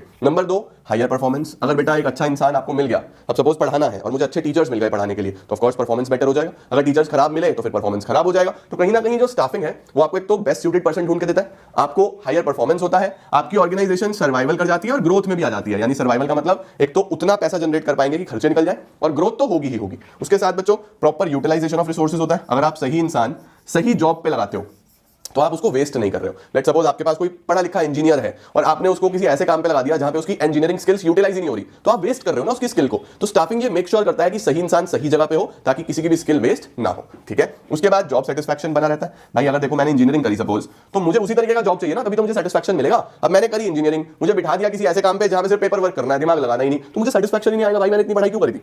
मुझे सेटिस्फैक्शन भी तो आना चाहिए कि मैं कुछ ऐसा कर रहा हूं जिसमें मजा आता है। तो स्टाफिंग का यही तो काम है, putting the right person at the right job. सही पर्सन सही जॉब पे होना चाहिए, तो इसलिए जॉब सेटिस्फैक्शन भी बना रहता है। Done sir. अब आ रहा है स्टाफिंग का पूरा एचआरएम में पार्ट। सर एचआरएम क्या होता है? बच्चों एचआरएम होता है ह्यूमन रिसोर्स मैनेजमेंट। ध्यान रखना, स्टाफिंग एक छोटा सा पार्ट है और ह्यूमन रिसोर्स मैनेजमेंट एक बहुत बड़ा पार्ट है। जब आप एक छोटे ऑर्गेनाइजेशन होते हो ना, तो आपको ह्यूमन रिसोर्स डिपार्टमेंट की जरूरत नहीं पड़ती, आपका सब कुछ स्टाफिंग डिपार्टमेंट ही कर देता है। इसका मतलब यह है कि ह्यूमन रिसोर्स डिपार्टमेंट में आपके पास एक डेडिकेटेड मैनेजर होता है जिसको एचआर मैनेजर बोलते हैं, और वो स्टाफ से रिलेटेड सारी चीजों में डील करता है। स्टाफ को सर्च करने से लेके स्टाफ को लेके आना, स्टाफ का पीएफ, ग्रेचुटी, उनसे रिलेटेड कोई भी प्रॉब्लम्स है वो सब देखना। इनफैक्ट अगर फर्म के स्टाफ से रिलेटेड कोई कोर्ट केस चल रहे हैं तो वो सब भी कौन मैनेज करेगा? ह्यूमन रिसोर्स मैनेजर ही देखने वाला है। तो एचआरएम देखो कितना बड़ा कॉन्सेप्ट हो गया। और स्टाफिंग का तो मतलब बस यही था कि लोगों को लेके आना और जॉब्स पे फिक्स्ड रखना। देखो क्या लिखा हुआ है। सबसे पहले स्टाफिंग में हमारे पास एचआरएम में क्या होता है? देखो, searching for qualified people, recruitment होता है, यानी हम सर्च करते हैं अच्छे इंसान को। देन एनालाइज करते हैं जॉब पोजीशन को कि जॉब कैसी है, किस तरीके के लोगों की जरूरत है, यानी प्रॉपर्ली इंफॉर्मेशन लेना। देन कॉम्पनसेशन डेवलप करना, यानी कितना पैसा देंगे, सैलरी क्या होगी, पीएफ, ग्रेचुटी वगैरह क्या होगा। उसके बाद ट्रेनिंग कितनी देनी है, डेवलपमेंट किस तरीके से होगा एक एम्प्लॉय का। देन लेबर रिलेशंस बनाना, अच्छे यूनियन मैनेजमेंट करना, ग्रीवेंसेस और कंप्लेंट्स के साथ डील करना। अगर कोई कंप्लेन आ रही है, कोई ग्रीवेंस आ रहा है, कोई इशू आ रहा है, वो भी फिर एचआरएम का ही अल्टीमेटली सॉल्व करना पड़ेगा। सोशल सिक्योरिटी देना, वेलफेयर का ध्यान रखना, और कंपनी को डिफेंड भी करना। डिफेंड करने का मतलब है वही कि अगर कोई कोर्ट केस वगैरह है तो कंपनी को डिफेंड भी फिर ह्यूमन रिसोर्स मैनेजमेंट ही करेगा। तो कहीं ना कहीं बच्चों देखो कितना ज्यादा डिटेल्ड होता है ह्यूमन रिसोर्स मैनेजमेंट, और स्टाफिंग तो इसका एक छोटा सा पार्ट है, राइट। Perfect sir. अब आ रहा है बच्चों स्टाफिंग प्रोसेस। स्टाफिंग प्रोसेस का मेमोरी टेक्निक क्या है, आ जाओ लिखवा दूं आपको जल्दी से। स्टाफिंग प्रोसेस में आएगा बच्चों ER SP TPPC, engineer SP TPPC, engineer SP TPPC, right. सबसे पहले ई है estimating the man power requirement. Estimating the man power requirement का मतलब होता है बच्चों चेक करना कि हमें कितने लोगों की जरूरत है, तभी तो स्टाफिंग करोगे, है ना। तो पहले आपको ये चेक करना पड़ता है कि कितने लोगों की मेरी ऑर्गेनाइजेशन में जरूरत है। इसके लिए दो चीजें करनी पड़ती हैं, एक होता है वर्क फोर्स एनालिसिस और एक होता है वर्क लोड एनालिसिस। सर ये क्या है वर्क फोर्स और वर्क लोड? बच्चों वर्क फोर्स का मतलब होता है कि करंटली मेरे ऑर्गेनाइजेशन में कितने लोग काम कर रहे हैं। लेट्स सपोज मेरी ऑर्गेनाइजेशन में अभी 20 लोग काम कर रहे हैं। वर्क फोर्स का मतलब यही है कि करंटली कितने लोग काम कर रहे हैं, और वर्क लोड का मतलब होता है कितने लोगों की जरूरत है। सपोज 26 की जरूरत है। अब आप सोचो 20 लोग काम कर रहे हैं, 26 की जरूरत है, तो क्या 6 लोगों का स्टाफिंग करना पड़ेगा? तो क्या एस्टिमेशन हो गया कि कितने मैन पावर का रिक्वायरमेंट है? इसका मतलब 6 पीपल का रिक्वायरमेंट है। तो रिक्वायरमेंट चेक करने के लिए दो चीजें देखते हैं, वर्क फोर्स कितने लोग काम कर रहे हैं, वर्कलोड कितने लोगों की जरूरत है। अब हमें इन 6 लोगों का सर्च करना है, अच्छे तरीके से ढूंढने हैं कि वो कौन लोग हो सकते हैं, किस किस को मैं बुलाऊं इंटरव्यू के लिए, किस किस तरीके से ज्यादा से ज्यादा लोगों को मोटिवेट करूं कि वो मेरी जॉब पे आए। तो ये सर्चिंग वगैरह का काम, इसको बोलते हैं रिक्रूटमेंट। रिक्रूटमेंट का मतलब होता है सर्च करना और मोटिवेट करना ज्यादा से ज्यादा लोगों को कि वो मेरे जॉब इंटरव्यू के लिए आए। क्योंकि देखो, अगर 6 लोगों की जरूरत है और 6 ही लोग आए तो बस उन्हें रखना पड़ेगा।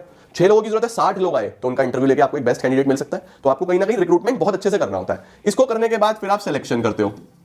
सिलेक्शन का मतलब होता है कि देखो 60 लोग अगर आए हैं तो 60 में से कौन से बेस्ट 6 हैं, उनको देखो अच्छे से, एक बार उनके पॉजिटिव्स नेगेटिव्स देखो, अच्छे से चेक करो उनका कल्चर क्या है, उनकी अपब्रिंगिंग कैसी है, उनकी पर्सनालिटी कैसी है। अब ये सिलेक्शन सब बताऊंगा कैसे होता है, लेकिन एक बार आपको पता होना चाहिए कि जो बेस्ट है उनको सेलेक्ट करना है, ठीक है। देन फिर क्या करोगे, फिर अगर हो गया तो फिर आप उनका प्लेसमेंट करोगे एंड ओरिएंटेशन करोगे।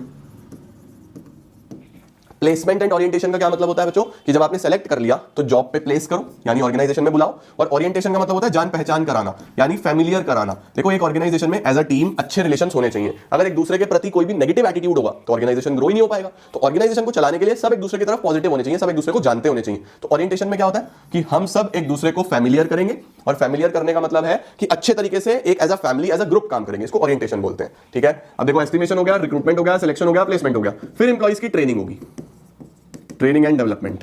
ट्रेनिंग होगी, उनको सिखाया जाएगा, अच्छे तरीके से दिखा जाएगा कि भैया क्या क्या काम करना है, कैसे कैसे करना है। 3 month, 2 month, 6 month, depending on organisation to organisation training होती है। एक बार ट्रेनिंग हो गई, फिर उनका परफॉर्मेंस अप्रेजल होगा। अप्रेजल का मतलब होता है पूरी नजर रखना, अच्छे से चेक करना कि काम ठीक से कर रहे हैं या नहीं कर रहे हैं, गलती ज्यादा कर रहे हैं या कम कर रहे हैं, क्या मिस्टेक्स कर रहे हैं, ये लोग की ट्रेनिंग प्रॉपर हो भी गई या नहीं हो गई, क्या इनको दोबारा ट्रेनिंग पे भेजना पड़ेगा या इनकी सैलरी बढ़ा दी जाए, अच्छा काम कर रहे हैं या नहीं कर रहे हैं। इसको बोलते हैं परफॉर्मेंस का अप्रेजल करना। अप्रेजल के बाद क्या होगा बच्चों, इनके प्रमोशन की और करियर की बात होगी कि किसको प्रमोट करना है, किसको दोबारा ट्रेनिंग पे भेजना है। तो उनका करियर प्लान होगा पूरा यहां से। तो अप्रेजल के बाद फिर प्रमोशन होता है, करियर प्लानिंग होता है। ये जब हो जाएगा, लास्ट में फिर कंपनसेशन डिसाइड होगा, किसको कितना पैसा मिलेगा, किसको कितनी पीएफ मिलेगी, ग्रेचुटी मिलेगी, कितना पैसा अल्टीमेटली इन हैंड मिलेगा एम्प्लॉय को। ये सब कंपनसेशन में आता है बेटा। तो ये पूरा का पूरा ERSP TPPC, इसको हम बोलते हैं स्टाफिंग का प्रोसेस। क्या बात है सर, स्क्रीनशॉट लो, डन। आओ देखो, सबसे पहले आ गया estimation of the man power requirement, इसमें वर्कफोर्स और वर्कलोड एनालिसिस, कितने लोगों की अभी फिलहाल अवेलेबिलिटी है और कितने लोगों की जरूरत है। देन रिक्रूटमेंट, रिक्रूटमेंट का मतलब सर्च करना और स्टिमुलेट करना, यानी मोटिवेट करना कि आप हमारी जॉब पे आओ। उसके बाद बच्चों सिलेक्शन होगा, जो भी बेस्ट कैंडिडेट होगा उसको सेलेक्ट करेंगे। देन उसका प्लेसमेंट होगा, ओरिएंटेशन होगा, उसको प्लेस करेंगे, जान पहचान कराएंगे। Orientation means introduction, placement means employee occupies the position. Then training and development होगा। ट्रेनिंग का क्या मतलब होता है, स्किल्स, नॉलेज, एम्प्लॉइज की इंप्रूव करना। डेवलपमेंट का मतलब होता है उसका ओवरऑल डेवलपमेंट होना। देखो, जैसे जैसे जो ट्रेनिंग है, ट्रेनिंग बच्चों एक स्किल की होती है, कोई भी एक चीज आप सिखा रहे हो। डेवलपमेंट ओवरऑल होता है, यानी आप ओवरऑल एक एम्प्लॉय को तैयार कर रहे हो कि हाँ भाई अब तू रेडी है, अब तू ये भी आ गया, तेरे को ये भी आ गया, ये भी आ गया, तो एक बेटर पर्सन है, राइट। इसके बाद क्या आता है बच्चों, परफॉर्मेंस अप्रेजल। अप्रेजल का मतलब इवैल्यूएशन करना कि आपकी परफॉर्मेंस कैसी है। देन प्रमोशन, अच्छा काम कर रहा है तो प्रमोट कर दो। और करियर प्लानिंग का मतलब चेक करो क्या क्या चीजें फर्दर उसको चाहिए। लास्ट में कंपनसेशन, पे क्या रहने वाला है, रिवॉर्ड क्या रहने वाला है, ये सब डिसाइड करना। परफेक्ट। अब आ रहा है बच्चों हमारे पास स्टाफिंग के एलिमेंट्स, एलिमेंट्स ऑफ स्टाफिंग। ये तो डन हो गया। अब आ रहे हैं हमारे पास एलिमेंट्स ऑफ स्टाफिंग। जब बच्चों मैं एलिमेंट्स की बात करता हूं तो हमारे पास इसके अंदर 3 एलिमेंट्स हैं जो हमें पढ़ने हैं। सबसे पहला है रिक्रूटमेंट, यानी सर्च कैसे होता है, किस तरीके से आप ज्यादातर लोगों को लेके आते हो। देन सिलेक्शन, आप किस तरीके से सिलेक्शन करते हो। देन ट्रेनिंग एंड डेवलपमेंट, कौन कौन सी फॉर्म ऑफ ट्रेनिंग होती है, डेवलपमेंट किसको बोलते हैं, कैसे हो सकता है, इसको डिटेल में पढ़ना है। 3 एलिमेंट्स पढ़ेंगे, चैप्टर समाप्त हो जाएगा, ठीक है। आओ जल्दी से रिक्रूटमेंट से शुरू करते हैं। रिक्रूटमेंट है क्या सर? रिक्रूटमेंट का मतलब मैंने आपको अभी ऊपर दिखाया था कि रिक्रूटमेंट है क्या, सर्च करना क्वालिफाइड पीपल को और उनको स्टिमुलेट करना कि आप हमारी जॉब के लिए अप्लाई करो। अच्छा, इसके बाद बच्चों हमारे पास रिक्रूटमेंट के 2 सोर्स हो सकते हैं, इंटरनल और एक्सटर्नल। इंटरनल का मतलब होता है कि आपने सर्च करा एम्प्लॉय का अपने ऑर्गेनाइजेशन के अंदर से ही। देखो, अगर आप एक नई ऑर्गेनाइजेशन हो फिर तो इंटरनल नहीं चलेगा, क्योंकि आपको सारे एम्प्लॉइज बाहर से ही लेके आने हैं। लेकिन अगर आप एक पुरानी ऑर्गेनाइजेशन हो, सपोज मैं एक स्कूल हूं जिस स्कूल की हर शहर में 20 शहरों में ब्रांचेस हैं, ठीक है। अब किसी एक स्कूल में मुझे प्रिंसिपल की जरूरत है, तो मैंने अपने स्कूल में ही देखा क्या वाइस प्रिंसिपल इतनी कैपेबल है कि मैं उन्हीं को प्रिंसिपल बना पाऊं, या फिर क्या कोई और मेरी ब्रांच में कोई बेटर प्रिंसिपल है जिनको मैं इधर शिफ्ट कर पाऊं। तो अल्टीमेटली क्या हो रहा है, एक ऑर्गेनाइजेशन के अंदर अंदर से ही मैं एम्प्लॉइज को ढूंढ रहा हूं। इसको बोलते हैं हम internal recruitment within the organisation. और अगर मुझे ऐसा लग रहा है कि मेरे स्कूल्स में ऑलरेडी सब लोग प्री ऑक्यूपाइड है या ओवरबर्डन्ड है, तो हम एक काम करेंगे, नए प्रिंसिपल बाहर से ही सर्च करेंगे, तो उसको बोलते हैं external recruitment, outside the organisation. अब देखो, इंटरनल में 2 तरीके होते हैं बच्चों। इंटरनल में 2 होते हैं, ट्रांसफर और प्रमोशन। प्रमोशन क्या है कि मैं नीचे से ऊपर यानी वर्टिकली किसी को शिफ्ट करूं, मैंने वाइस प्रिंसिपल को ही प्रिंसिपल बना दिया, तो अल्टीमेटली ये उनका प्रमोशन हो गया। और ट्रांसफर क्या है, हॉरिजॉन्टल, कि एक पर्टिकुलर पोजीशन पे कोई प्रिंसिपल है, उस प्रिंसिपल को स्कूल से हटा के इस स्कूल में ले आया, उसको क्या बोलते हैं, ट्रांसफर। प्रमोशन में क्या होता है बच्चों, सब कुछ बेटर हो जाता है, better position, better responsibility, better facilities, better status, better पे। इसमें ऐसा कुछ नहीं होता, इसमें आप सब कुछ सेम रखते हो, बस आप एक जगह से उठाओगे और दूसरी जगह ट्रांसफर कर दोगे। ये हॉरिजॉन्टल होता है, ये वर्टिकल होता है, ये ध्यान रखना, ओके। अब बच्चों इंटरनल के क्या क्या फायदे होते हैं, इंप्लॉइज मोटिवेटेड फील करते हैं, यानी जो वाइस प्रिंसिपल होंगे उनको पहले से ही मोटिवेशन होगा कि अगले प्रिंसिपल तो हम ही है, तो वो अच्छे से पहले ही काम कर रहे होंगे, और जो उनके नीचे टीचर्स होंगे वो वाइस प्रिंसिपल प्रिंसिपल बनने के लिए रेडी होंगे, तो मोटिवेटेड रहते हैं इंप्लॉइज। प्रोसेस सिंप्लीफाइड रहता है। प्रोसेस सिंप्लीफाइड क्यों रहता है बच्चों? क्योंकि आप ऑलरेडी उन कैंडिडेट्स को जानते हो, वो कैंडिडेट्स ऑलरेडी आपको जानते हैं, तो कोई चक्कर ही नहीं है। इंडक्शन की जरूरत नहीं पड़ती। इंडक्शन का मतलब आपको जान पहचान नहीं करानी पड़ती। वो ओरिएंटेशन पढ़ा ना, उसी को इंडक्शन भी बोलते हैं, तो आपको दोबारा से ओरिएंटेशन नहीं कराना पड़ता क्योंकि पहले करा चुके हो। इसके बाद सरप्लस स्टाफ को एडजस्ट कर सकते हो आप बहुत आसानी से इसके थ्रू। एंड इकोनॉमिकल, बहुत सस्ता होता है क्योंकि आपको इंटरव्यू वगैरह में बहुत ज्यादा सर्च नहीं करनी पड़ती, बहुत टाइम नहीं लगाना पड़ता, मनी नहीं लगाना पड़ता, तो ये इकोनॉमिकल होता है। ठीक है, बात करें बच्चों इसकी लिमिटेशंस की, तो लिमिटेशंस का मतलब नंबर 1 एम्प्लॉइज लेथार्जिक हो जाते हैं। लेथार्जिक का मतलब लेजी हो जाते हैं कि उनको पता ही है कि यार प्रमोशन तो होना ही है, मैं काम अच्छा करूं या ना करूं, इस ऑर्गेनाइजेशन में तो रूल है कि प्रमोशन तो होगा ही, तो एम्प्लॉइज लेजी हो जाते हैं, कई बार काम नहीं करते बढ़िया। नंबर 2 प्रोडक्टिविटी कम हो जाती है अगर आप बार बार ट्रांसफर करते हो, अगर आप बहुत ज्यादा फ्रीक्वेंट ट्रांसफर्स करते हो। देखो स्टेबिलिटी ऑफ पर्सनल, फ्योल ने बोला था ना, बहुत ज्यादा फ्रीक्वेंट ट्रांसफर्स नहीं होने चाहिए, फ्रीक्वेंट ट्रांसफर होंगे तो एम्प्लॉय का भी नुकसान, आपका भी नुकसान, तो प्रोडक्टिविटी कम हो जाएगी। Reduces the scope of fresh talent, बच्चों आपको फ्रेश टैलेंट नहीं मिलता क्योंकि वो इंसान ऑलरेडी आपके ऑर्गेनाइजेशन में काम कर रहा था, तो उसकी क्रिएटिविटी इनोवेशन को आप जानते हो। अगर आप बाहर से कोई इंसान लेके आते तो वो फ्रेश टैलेंट लेके आता, फ्रेश क्रिएटिविटी लेके आता। Next, it is an incomplete source of recruitment, क्योंकि एक नई एंटरप्राइज इंटरनल यूज ही नहीं कर सकती, मैंने बताया ना, नई के लिए तो एक्सटर्नल ही है, तो ये तो पुरानी में चल सकता है। नेक्स्ट, स्पिरिट ऑफ कंपटीशन जो है वो हैम्पर हो सकता है। क्यों हैम्पर हो सकता है? क्योंकि एक प्रोसेस है ना कि पहले टीचर, फिर एचओडी, फिर वाइस प्रिंसिपल, फिर प्रिंसिपल, ऐसे ही चलेगा, तो जो टीचर है वो क्या कंपीट करे, उसको पता है यार वही तरीका है, तो वो कंपटीशन नहीं करेगा। अब आ रहे हैं बच्चों एक्सटर्नल सोर्सेस, बाहर से आप कहां से सर्च कर सकते हो एम्प्लॉइज को, किस किस तरीके से कर सकते हो। तो देखो इसके अंदर बहुत सारे सोर्सेस हैं। केस स्टडी आएगा, केस स्टडी में आपको पहचानना होगा। जैसा एक केस स्टडी आया कि XYZ कंपनी को एम्प्लॉइज की जरूरत है, तो उसने क्या करा, सीधा अपने गेट पे एक नोटिस लगा दिया, गेट पे एक पर्चा लगा दिया, वी आर हायरिंग, और जो जो इस पर्टिकुलर जॉब के लिए अप्लाई करना चाहते हैं वो डायरेक्टली आके हमारे HR मैनेजर से मिल सकते हैं। तो ऐसा केस स्टडी में लिखा आया। अब सोचो बच्चों, अगर गेट पे पर्चा लगाया है वी आर हायरिंग का, तो आप बाहर से लोगों को इनवाइट कर रहे हो, बाहर से लोगों को ढूंढ रहे हो, तो पहली बात तो ये एक्सटर्नल सोर्स हो गया, राइट। दूसरा एक्सटर्नल में भी हो गया डायरेक्ट रिक्रूटमेंट। डायरेक्ट बोलते हैं इसको, जिसमें आप एक नोटिस लिखा देते हो और डायरेक्टली लोग आके इंटरव्यू देते हैं, इसको बोलते हैं direct recruitment. A notice is placed on the notice board, unskilled या semi skilled job seekers assemble और सिलेक्शन ऑन द स्पॉट हो जाता है। ठीक है, ये तो पहला हो गया। अब एक केस स्टडी आया कि आपने पिछली बार डायरेक्ट रिक्रूटमेंट किया था, XYZ कंपनी ने डायरेक्ट रिक्रूटमेंट किया था, उसको चाहिए थे 4 लोग और उसको 10 बहुत अच्छे लोग लगे। चाहिए कितने थे? 4, अच्छे कितने लगे? 10। तो उसने 6 लोगों को वेटिंग लिस्ट में रख दिया। वेटिंग लिस्ट में रख दिया यानी उनको बोला कि आप भी इक्वली कैपेबल हो, लेकिन हमारे पास जगह नहीं है, तो हमें जैसे ही जरूरत होगी हम पहले आपको बुलाएंगे, अगली बार आपका इंटरव्यू वगैरह भी नहीं होगा, सीधा जॉब दे देंगे। तो बच्चों अगर एक ऑर्गेनाइजेशन उस वेटिंग लिस्ट में से यानी प्रीवियसली सिलेक्टेड कैंडिडेट्स में से अब किसी कैंडिडेट को बुला रही है, इसको बोलते हैं हम लोग कैजुअल कॉलर्स। तो कैजुअल कॉलर्स में क्या होता है, list of job seekers is prepared and screened to fill the vacancies. जैसे जैसे वैकेंसी आएगी उस लिस्ट में से एम्प्लॉइज को लाते रहेंगे हम। नेक्स्ट आता है बच्चों लेबर कॉन्ट्रैक्टर्स। लेबर कॉन्ट्रैक्टर्स क्या है? ये यूजुअली कंस्ट्रक्शन कॉन्ट्रैक्ट्स में चलता है। कंस्ट्रक्शन कॉन्ट्रैक्ट्स का मतलब कि जब आपको कुछ काम करवाना है, आपको लेबर की जरूरत है, तो आप इन कॉन्ट्रैक्टर्स को कॉन्टैक्ट करो, इनके कॉन्टैक्ट में होते हैं बहुत सारी लेबर, तो ये एक साथ ले आते हैं सबको। तो सपोज एक तरीके से ठेकेदार है, ठेके पे आप इनको सारा काम दे सकते हो, ये करवा देंगे। Maintain close contacts with the labourers and provide unskilled workers at a short notice. Then advertisement. Advertisement बच्चों आप देखते हो न्यूज़पेपर वगैरह में एडवर्टीजमेंट आते हैं, मतलब आप न्यूज़पेपर में एडवर्टीजमेंट दे सकते हो एज ऑर्गेनाइजेशन कि हमें ऐसे ऐसे इंसानों की जरूरत है, इतने इतने लोगों की जरूरत है, जो लोग खुद को बेस्ट सूटेड फील करते हैं वो आओ इंटरव्यू दो और जॉब पे आ जाओ, उसको हम एडवर्टीजमेंट बोलते हैं। उसके बाद आता है बच्चों कैंपस रिक्रूटमेंट। ये सबसे पॉपुलर होता है बच्चों में। कैंपस रिक्रूटमेंट का मतलब कॉलेज में कंपनीज आएंगी, कॉलेज में जब कंपनी आएगी तो वहां पे बच्चों का इंटरव्यू होगा, उसी कॉलेज कैंपस से बच्चों को ले जाया जाएगा। ठीक है, परफेक्ट है बच्चों, इसको बोलते हैं campus recruitment. Recruitment from educational institutions like universities, vocational schools, management institutes to recruit qualified personnel for technical and professional jobs. Placement agencies and management consultants क्या होते हैं? बाबू प्लेसमेंट एजेंसीज होती हैं जो प्राइवेट एजेंसीज होती हैं, इनका काम ही क्या होता है? लोगों की जॉब्स लगवाना। जैसे मेरी कोई प्लेसमेंट एजेंसी है तो मेरे टच में दोनों लोग होंगे, मेरे टच में वो लोग भी होंगे जिनको जॉब की जरूरत है, मेरे टच में वो लोग भी होंगे जो जॉब दे रहे हैं। तो हम क्या कर सकते हैं, अगर हमें बाहर से एम्प्लॉय ढूंढना है तो हम प्लेसमेंट एजेंसी को कॉन्टैक्ट कर सकते हैं, उसको बोलेंगे भाई हमें इस तरीके का एम्प्लॉय चाहिए, तो वो एजेंसी क्या करेगी, अपने आप सारा हेडेक लेके सारे काम करके हमें एम्प्लॉय ढूंढ देगी, उसको बोलते हैं प्लेसमेंट एजेंसी। यही काम बच्चों अगर गवर्नमेंट की एजेंसी के थ्रू करा रहे हो तो गवर्नमेंट की एजेंसी को बोलते हैं देखो एम्प्लॉयमेंट एक्सचेंज। सरकारी एम्प्लॉयमेंट एक्सचेंज भी यही काम करते हैं, बस अगर प्राइवेट है तो प्लेसमेंट एजेंसी और अगर सरकारी है तो एम्प्लॉयमेंट एक्सचेंज। सर ये मैनेजमेंट कंसल्टेंट क्या है? ये भी वही है बच्चों, लेकिन ये हाई एंड जॉब्स प्रोवाइडर्स से का लिंक बनवाते हैं हाई एंड जॉब सीकर्स के लिए। जैसे किसी कंपनी को सीईओ चाहिए, टॉप लेवल का एम्प्लॉय चाहिए, सीटीओ चाहिए, सीएमओ चाहिए, इस तरीके का एम्प्लॉय चाहिए, तो फिर उसको मैनेजमेंट कंसल्टेंट से बात करनी पड़ेगी। They help to recruit technical, professional and managerial personnel. ठीक है बच्चों, बढ़िया हो गया। रेकमेंडेशन ऑफ एम्प्लॉइज भी बहुत पॉपुलर है। रेकमेंडेशन ऑफ एम्प्लॉइज में क्या होता है, हम अपने प्रेजेंट एम्प्लॉइज को बोलते हैं कि आप रेकमेंड कर दो। क्या आप कुछ रेकमेंड करना चाहते हो? क्या आप बताना चाहते हो कि भैया कौन कौन से आपके पास बंदे जानकार हैं? जैसे कई बार जब मैं स्कूल में पढ़ाता था तो मेरे जब कहा कि सर मैं कंटिन्यू नहीं करूंगा, तो मेरे प्रिंसिपल ने बोला सर आप रेकमेंड कर दो कोई टीचर्स आपके जानकार हो, अच्छे हो, आप बता दो। तो वो लोग क्या कोशिश कर रहे थे कि मेरे से रेकमेंडेशन ले लें, यानी मेरे से जान पहचान ले लें और वहां से एम्प्लॉय को हायर कर ले। तो रेकमेंडेशन में क्या होता है, applications are introduced by the present employees.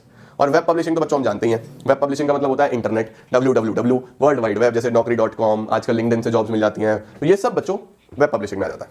ठीक है, अब एक्सटर्नल के क्या क्या फायदे होंगे बेटा, जो इंटरनल के डीमेरिट्स थे, जैसे आप क्वालिफाइड और ट्रेड पर्सन्स लेके आ सकते हो। नंबर 2, आपके पास वाइडर चॉइस होगी, ज्यादा ऑप्शंस होंगे, ज्यादा क्रिएटिव लोग आएंगे। नंबर 3, एग्जिस्टिंग स्टाफ को कंपीट करना पड़ेगा अगर आगे बढ़ना है तो, यानी सेंस ऑफ कंपटीशन आएगा, तो लोग ज्यादा प्रोडक्टिव होंगे, ज्यादा काम करेंगे। नंबर 4, फ्रेश टैलेंट आता है आपके ऑर्गेनाइजेशन में।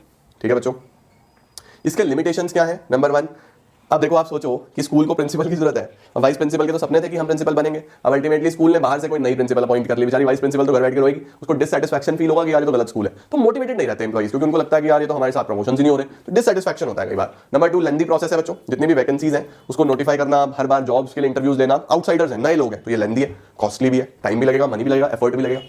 Perfect sir. अब आ रहा है बच्चों हमारे पास सिलेक्शन। अब क्या आ रहा है बच्चों? सिलेक्शन। तो रिक्रूटमेंट में मेनली आपको सोर्सेज ही पढ़ने हैं, इंटरनल सोर्सेज, एक्सटर्नल सोर्सेज, इनके मेरिट्स, डीमेरिट्स, मेरिट्स, डीमेरिट्स। ठीक है, सिलेक्शन में आपको मेनली सिलेक्शन का प्रोसेस ही पढ़ना है। सिलेक्शन करते कैसे हैं? तो देखो बच्चों, अगर मैं सिलेक्शन प्रोसेस की बात करूं तो सबसे पहले होती है प्रिलिमिनरी स्क्रीनिंग। प्रिलिमिनरी स्क्रीनिंग का मतलब होता है पहली बार में स्क्रीनिंग कर लेना, पहली बार में चेक कर लेना कि ये कैंडिडेट मेरे लिए सूटेबल भी है या नहीं है। अब ये प्रिलिमिनरी स्क्रीनिंग होती कैसे है? एम्प्लॉई का सीवी देख के, एम्प्लॉय का रिज्यूमे देख के, एम्प्लॉय को बोलूंगा भैया दिखाओ, हमें कम से कम ग्रेजुएट लोग चाहिए, वो भी जिनको 3 साल का वर्क एक्सपीरियंस हो। तो सोचो आपने 2 कंडीशन लगा दी, ग्रेजुएट चाहिए और 3 साल का वर्क एक्सपीरियंस, तो बहुत सारे तो ऐसे ही बाहर हो जाएंगे। ये आपने करी प्रिलिमिनरी स्क्रीनिंग, आपने अपना टाइम बचा दिया। तो व्हाट इज प्रिलिमिनरी स्क्रीनिंग? इससे मैनेजर एलिमिनेट कर सकता है अनक्वालिफाइड या फिर जो आपके लिए रिक्वायर्ड नहीं है ऐसे जॉब सीकर्स को। फिर होते हैं बच्चों सिलेक्शन टेस्ट। सिलेक्शन टेस्ट में क्या होता है बच्चों? 4 प्रकार के टेस्ट होते हैं, ठीक है, बल्कि 5 ही होते हैं। सबसे पहला इंटेलिजेंस, एप्टीट्यूड, पर्सनैलिटी, ट्रेड। सही है क्या? ओके। एक और होता है बच्चों इंटरेस्ट, इसको मैं बोलता हूं पति टेस्ट। ओके, इसको क्या बोलते हैं? पति टेस्ट। तो पी है पर्सनालिटी टेस्ट। इसके अंदर एक इंसान की पर्सनालिटी जज करी जाती है कि अगर इसको हम प्रेशर में डालेंगे, अगर इसके ऊपर हम ओवरऑल कुछ फोर्स लगाएंगे, इसको हम थोड़ा सा बर्डन करेंगे तो ये कैसे रिएक्ट करेगा, क्या वहां पे छोड़ के तो नहीं भाग जाएगा, क्या वहां पे ऑर्गेनाइजेशन को इनकम्प्लीट तो नहीं कर देगा। तो पर्सनालिटी चेक करी जाती है। इसके बाद आता है एप्टीट्यूड। एप्टीट्यूड का मतलब होता है कितनी जल्दी ये नई स्किल सीखेगा, इसका पोटेंशियल कैसा है, ये कितनी जल्दी नई स्किल सीखेगा। क्योंकि देखो ट्रेनिंग होगी तो कुछ लोग जल्दी सीख जाते हैं, कुछ लोग देर में सीखते हैं, तो पोटेंशियल चेक होता है। Then we have trade test. Trade test का मतलब होता है बच्चों करंट स्किल्स चेक करना, कि अभी फिलहाल एक एम्प्लॉय कितना स्किलफुल है, तो अगर करंट स्किल्स चेक करनी है उसके लिए ट्रेड टेस्ट होगा। Then intelligence test. इंटेलिजेंस होता है बच्चों एक इंसान का आईक्यू चेक करना, कि ये मैथ्स कितना अच्छे से करता है, कितनी जल्दी ये डिसीजंस लेता है, कैलकुलेशंस कितनी जल्दी करता है, कितना जनरल नॉलेज है, इसको इंटेलिजेंस चेक करना किसी भी एम्प्लॉय की। और लास्ट होता है इंटरेस्ट टेस्ट। इंटरेस्ट में बच्चों आप बेसिकली फील्ड चेक करते हो कि इसको किस फील्ड में लेके जाए, इसका इंटरेस्ट कहां है, क्योंकि अगर आप इंटरेस्ट के अगेंस्ट काम दोगे तो वो मोटिवेटेड ही नहीं होगा। तो 5 तरीके के टेस्ट हो गए पति टेस्ट। तो सबसे पहले बच्चों प्रिलिमिनरी स्क्रीनिंग होगी, फिर आप सिलेक्शन टेस्ट लोगे। अब जो लोग ये भी क्लियर करेंगे, ये भी क्लियर करेंगे, तो देखो मेजॉरिटी तो यही साफ हो जाएगी। जब ये क्लियर करेंगे फिर आएगा इंटरव्यू। इंटरव्यू क्या होता है? एक फॉर्मल कन्वर्सेशन होता है, फेस टू फेस आप बंदे का कॉन्फिडेंस चेक करते हो, पर्सनालिटी चेक करते हो, बिहेवियर चेक करते हो, वे ऑफ टॉकिंग चेक करते हो, जेस्चर्स, बॉडी लैंग्वेज, कैसे बैठ रहा है, कैसे खड़ा हो रहा है ना, कहीं बोलने का तरीका काफी कैजुअल तो नहीं है, सब चीजें। तो कहीं ना कहीं ये चीजें क्या है? इंटरव्यू में होती है। इंटरव्यू के बाद क्या होगा बच्चों? एम्प्लॉय का रेफरेंस चेक किया जाएगा और बैकग्राउंड चेक किया जाएगा। रेफरेंस का मतलब उससे बोला जाएगा कि भाई अपने स्कूल प्रोफेसर्स, टीचर्स के बारे में बताओ, कौन कौन थे, तुमने उनको ज्यादा परेशान तो नहीं करा, तुम डिफॉल्टर तो नहीं रहे। सोच लो बैक बेंचर्स, रेफरेंस चेक होगा तुम्हारा, बहुत परेशान करा तुम्हारे टीचरों को। तो रेफरेंस चेक होगा। अब रेफरेंस में आप अपना प्रीवियस एम्प्लॉयर के बारे में बता सकते हो, अपने कॉलेज प्रोफेसर्स के बारे में बता सकते हो। तो रेफरेंस चेक होता है एंड बैकग्राउंड चेक होता है, क्रिमिनल तो नहीं है कोई। ओके, अच्छा ये भी हो गया, टेस्ट हो गए, इंटरव्यू क्लियर हो गया, रेफरेंस में भी सब पॉजिटिव निकला, फिर आप डिसाइड करते हो कि ठीक है इसको रख लेते हैं। जो लोग ये सब क्लियर कर लेते हैं वो डिसाइड हो जाते हैं कि ठीक है इनको हम जॉब देंगे। फिर इनका मेडिकल होता है कि ये लोग मेडिकली भी फिट है या नहीं है, पता चले इतना सब कुछ हमने करा और ये तो हर 3 दिन बाद बीमार हो जाता है, ये तो मेडिकली फिट नहीं है, तो ऐसे इंसान को रख के क्या करोगे? तो इनको हम नहीं रखते। फिर तो मेडिकल एग्जामिनेशन होगा, जब सब ठीक निकलेगा तो बस जॉब ऑफर होगा, आपको ऑफर मिल जाएगा कि भैया लो this is your letter of appointment, इतना पैसा मिलेगा, इस तरीके से होगा, ये आपका जॉब ऑफर है। अब अगर आप बिल्कुल फिट फील करते हो, अगर आपको लग रहा है कि इतना पैसा ओके है, इतना अमाउंट ओके है, इतने नंबर ऑफ आवर्स ओके हैं, इतने नंबर ऑफ हॉलीडेज ओके हैं, तो आप डन कर सकते हो। अदरवाइज आप नेगोशिएट कर सकते हो कि भाई ठीक है मुझे इतने नहीं इतने चाहिए, कुछ कम ज्यादा चाहिए। तो उससे क्या होगा? आपका फाइनल कॉन्ट्रैक्ट बनेगा। देन आपका फाइनल कॉन्ट्रैक्ट बनेगा बच्चों। फाइनल कॉन्ट्रैक्ट का क्या मतलब है? कि फाइनली आपको कितना पैसा मिलेगा, कितने नंबर ऑफ आवर्स होंगे, बिल्कुल फाइनल। ये तब बनता है जब आप जॉब ऑफर पे एग्री कर जाते हो। ठीक है, तो ये बच्चों पूरा का पूरा किसमें आ जाता है? सिलेक्शन प्रोसेस में। आओ सर, टाइप्स ऑफ टेस्ट मैंने आपको सारे बता दिए, इंटेलिजेंस, एप्टीट्यूड, पर्सनालिटी, ट्रेड और इंटरेस्ट। इसका भी स्क्रीनशॉट ले लो। देन ट्रेनिंग एंड डेवलपमेंट, आखिरी टॉपिक आ रहा है बच्चों, ट्रेनिंग एंड डेवलपमेंट। देखो ट्रेनिंग का मतलब होता है जब आप किसी इंप्लॉय को किसी पर्टिकुलर स्किल पे ट्रेन करते हो कि यार ये सीख, ये चीज अपने अंदर डेवलप कर, इस चीज को अपने अंदर लेके आ, एकदम परफेक्शन लेके आ इस चीज में। जैसे सपोज किसी को मैं पढ़ाने की ट्रेनिंग दे रहा हूँ कि भाई ऐसे पढ़ाया करो, इस टॉपिक को इतनी देर में खत्म करना है, ये सब ट्रेनिंग हो रही है। ट्रेनिंग के क्या फायदे हैं, क्या क्या बेनिफिट्स हैं? सबसे पहले ऑर्गेनाइजेशन को बच्चों, अगर आप ऑर्गेनाइजेशन में ट्रेन स्टाफ रखोगे तो एक तो आपका एफर्ट वेस्ट नहीं होगा, आपका मनी वेस्ट नहीं होगा, आपका पैसा बचेगा, है ना। तो एफर्ट और मनी आपका सेव होता है। इंप्लॉय की प्रोडक्टिविटी ज्यादा होती है, आपको एक मोर प्रोडक्टिव इंप्लॉय मिलता है जब आप उसकी ट्रेनिंग कर देते हो। नेक्स्ट, फ्यूचर मैनेजर तैयार करते हो आप। अगर आप ट्रेन रखते हो अपने स्टाफ को तो फ्यूचर में कुछ भी काम होगा फटाफट आ जाएंगे। उसके साथ साथ ट्रेंड एम्प्लॉय का टर्नओवर नहीं होता, जल्दी से छोड़ के नहीं जाता। जो अनट्रेंड होता है ना वो इधर उधर भागता है, उसका दिमाग इधर उधर भागता है। तो ट्रेनिंग का सबसे बड़ा फायदा ये है कि टर्नओवर कम से कम होता है। लो बच्चों स्क्रीनशॉट। अच्छा, एम्प्लॉय को क्या फायदा है ट्रेनिंग का? नंबर 1, अच्छा करियर, अच्छा प्रमोशंस मिलते हैं। एक ट्रेंड एम्प्लॉय को तो प्रमोशन मिलेंगे यार, जिसको काम ही नहीं आता उसे तुम क्या प्रमोशन दोगे। नेक्स्ट, परफॉर्मेंस बेटर होती है उसकी, परफॉर्मेंस बेटर होती है तो अल्टीमेटली सेटिस्फैक्शन उसका अच्छा रहता है, अच्छा फील करता है, वो मोरल हाई रहता है। देन एक्सीडेंट्स कम होते हैं बच्चों। जो ट्रेंड एम्प्लॉय है उसका गलती कम होगी, उससे एक्सीडेंट कम होगा उसका। ठीक है, अब आ रहे हैं लास्ट टॉपिक बच्चों और इंपॉर्टेंट है ये, methods of training. Methods of training में बच्चों हमारे पास 3 तरीके के मेथड्स होते हैं, मतलब मेनली तो 2 ही हैं। एक होता है ऑन द जॉब ट्रेनिंग, एक होता है of the job training. On the job और ऑफ द जॉब में क्या फर्क है सर? ऑन द जॉब है बच्चों करते करते सीखना। जैसे आप हेयर ड्रेसर, सलून्स पे देखते हो कि कुछ लड़के कुछ लड़कियां ऐसी होती हैं जो भी काम सीख रही होती हैं, वो देख रही होती है कि कैसे चल रहा है। यार रुक जाओ, क्यों शोर मचाया है, पढ़ाने दो यार। हमारे नेबर में बेटा तोड़फोड़ मचाई गई है पूरी, बट फिर भी आई एम हैप्पी कि ठीक है तरक्की हो रही है, कोई बात नहीं। देखो बच्चों, सबसे पहले ऑन द जॉब का मतलब होता है करते करते सीखना। करते करते सीखना का क्या मतलब है कि आपको मैं एग्जांपल देता हूं सलून्स का, या इलेक्ट्रिशियंस के साथ देखो, प्लम्बर्स के साथ देखो, बहुत सारे लड़के चल रहे होते हैं जो धीरे धीरे काम सीख रहे होते हैं, इसको बोलते हैं ऑन द जॉब। और ऑफ द जॉब क्या होता है? ऑफ द जॉब होता है लर्निंग बिफोर डूइंग। पहले सीखो फिर आप काम करना। ठीक है, जैसे आप देखते हो कि अगर आप किसी भी पर्टिकुलर, या सपोज ऐसे लोग गाड़ी चलानी है तुम्हें, गाड़ी भी तो एक ट्रेनिंग होती है ना, तो पहले सीखते हो फिर गाड़ी चलाते हो, है ना। अब जैसे आप इंडिया में तो खतरनाक रूल्स हैं, आप कहीं यूएस यूके डेवलप नेशन में जाओ तो पहले प्रॉपर आपका ड्राइविंग टेस्ट होगा, तुम्हें आती है नहीं आती है, उसके बाद तुम्हें लाइसेंस बना के देंगे। हमारे यहाँ तो वैसे इतने सारे हैवी ड्राइवर हैं, इतनी सारी रील्स आती है इंस्टाग्राम पे भाई साहब, स्पेशली लड़कियों की ऐसा नहीं है कि सिर्फ लड़कियों में हैवी ड्राइवर है, लड़कों में भी है, लेकिन ज्यादा तो लड़कियों की आती है रील्स भाई साहब। तो देखो, लर्निंग बिफोर डूइंग क्या है? पहले अल्टीमेटली हमें क्या करना है? सीखना है फिर काम करना है, इसको बोलते हैं of the job. On the job करते करते सीखना है। ठीक है, अब देखो ऑफ द जॉब में बच्चों कौन कौन से होते हैं? ऑफ द जॉब में एक ही है जिसको हम बोलते हैं वेस्टिब्यूल स्कूल या वेस्टिब्यूल ट्रेनिंग। वेस्टिब्यूल ट्रेनिंग क्या है कि आपको जिस जॉब पे जिस मशीन पे काम करना है, बिल्कुल वैसी सिमिलर मशीन, जैसे सपोज आप गाड़ी चलाना सीखते हो तो बाद में भी तो आप वैसी गाड़ी चलाओगे, बट पहले आपको एक सिमिलर गाड़ी पे ट्रेनिंग दी जाएगी कि पहले ये चला ले भाई, इस पे सीख ले, फिर अपनी महंगी वाली गाड़ी ठोक लियो, पहले इस पे सीख ले। तो जब आप बहुत ज्यादा महंगी मशीनें, सोफिस्टिकेटेड मशीनों में काम करना होता है तो पहले आपको वैसे ही वर्क एनवायरमेंट, वैसी मशीनों पे ट्रेनिंग दी जाती है। जब वो ट्रेनिंग कंप्लीट हो जाती है फिर आपको एक्चुअल मशीन दी जाती है कि ले भाई अब इस पे काम कर, तो इसको बोलते हैं वेस्टिब्यूल ट्रेनिंग। तो vestibule training is a method which is conducted on equipment they will be using in future.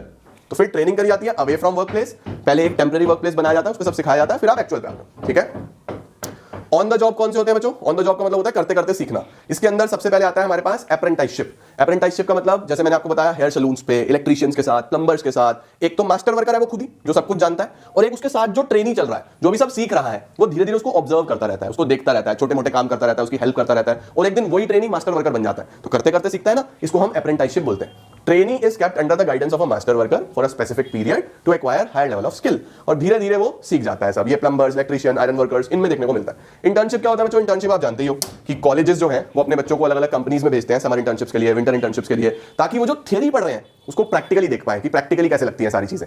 तो अल्टीमेटली जहां पे कॉलेजेस या इंस्टीट्यूशंस अपने बच्चों को प्रैक्टिकल चीजें सिखाने के लिए भेजते हैं उसको हम लोग क्या बोलते हैं? इंटर्नशिप्स। अब joint programme between education institution and business firms besides regular study the trainees work in office to acquire practical skills. एक और होता है बच्चों इसके अंदर इंडक्शन या ओरिएंटेशन, वो आप लिख लेना अपने पास जरूर, 3 होते हैं, 2 तो ये हैं। तीसरा इंडक्शन या ओरिएंटेशन, वो आप जानते हो, ओरिएंटेशन का मतलब जान पहचान कराना, वो भी तो ऑन द जॉब ही होगा ना। जब आप जॉब पे आओगे तो आपकी ओरिएंटेशन होगी, सिखाया जाएगा आपको कैसे रिएक्ट करना है, कैसे बिहेव करना है, जान पहचान कराई जाएगी, आपको फैमिलियर कराया जाएगा, वो भी तो ऑन द जॉब ही है, उसको इंडक्शन या ओरिएंटेशन ट्रेनिंग बोल देते हैं।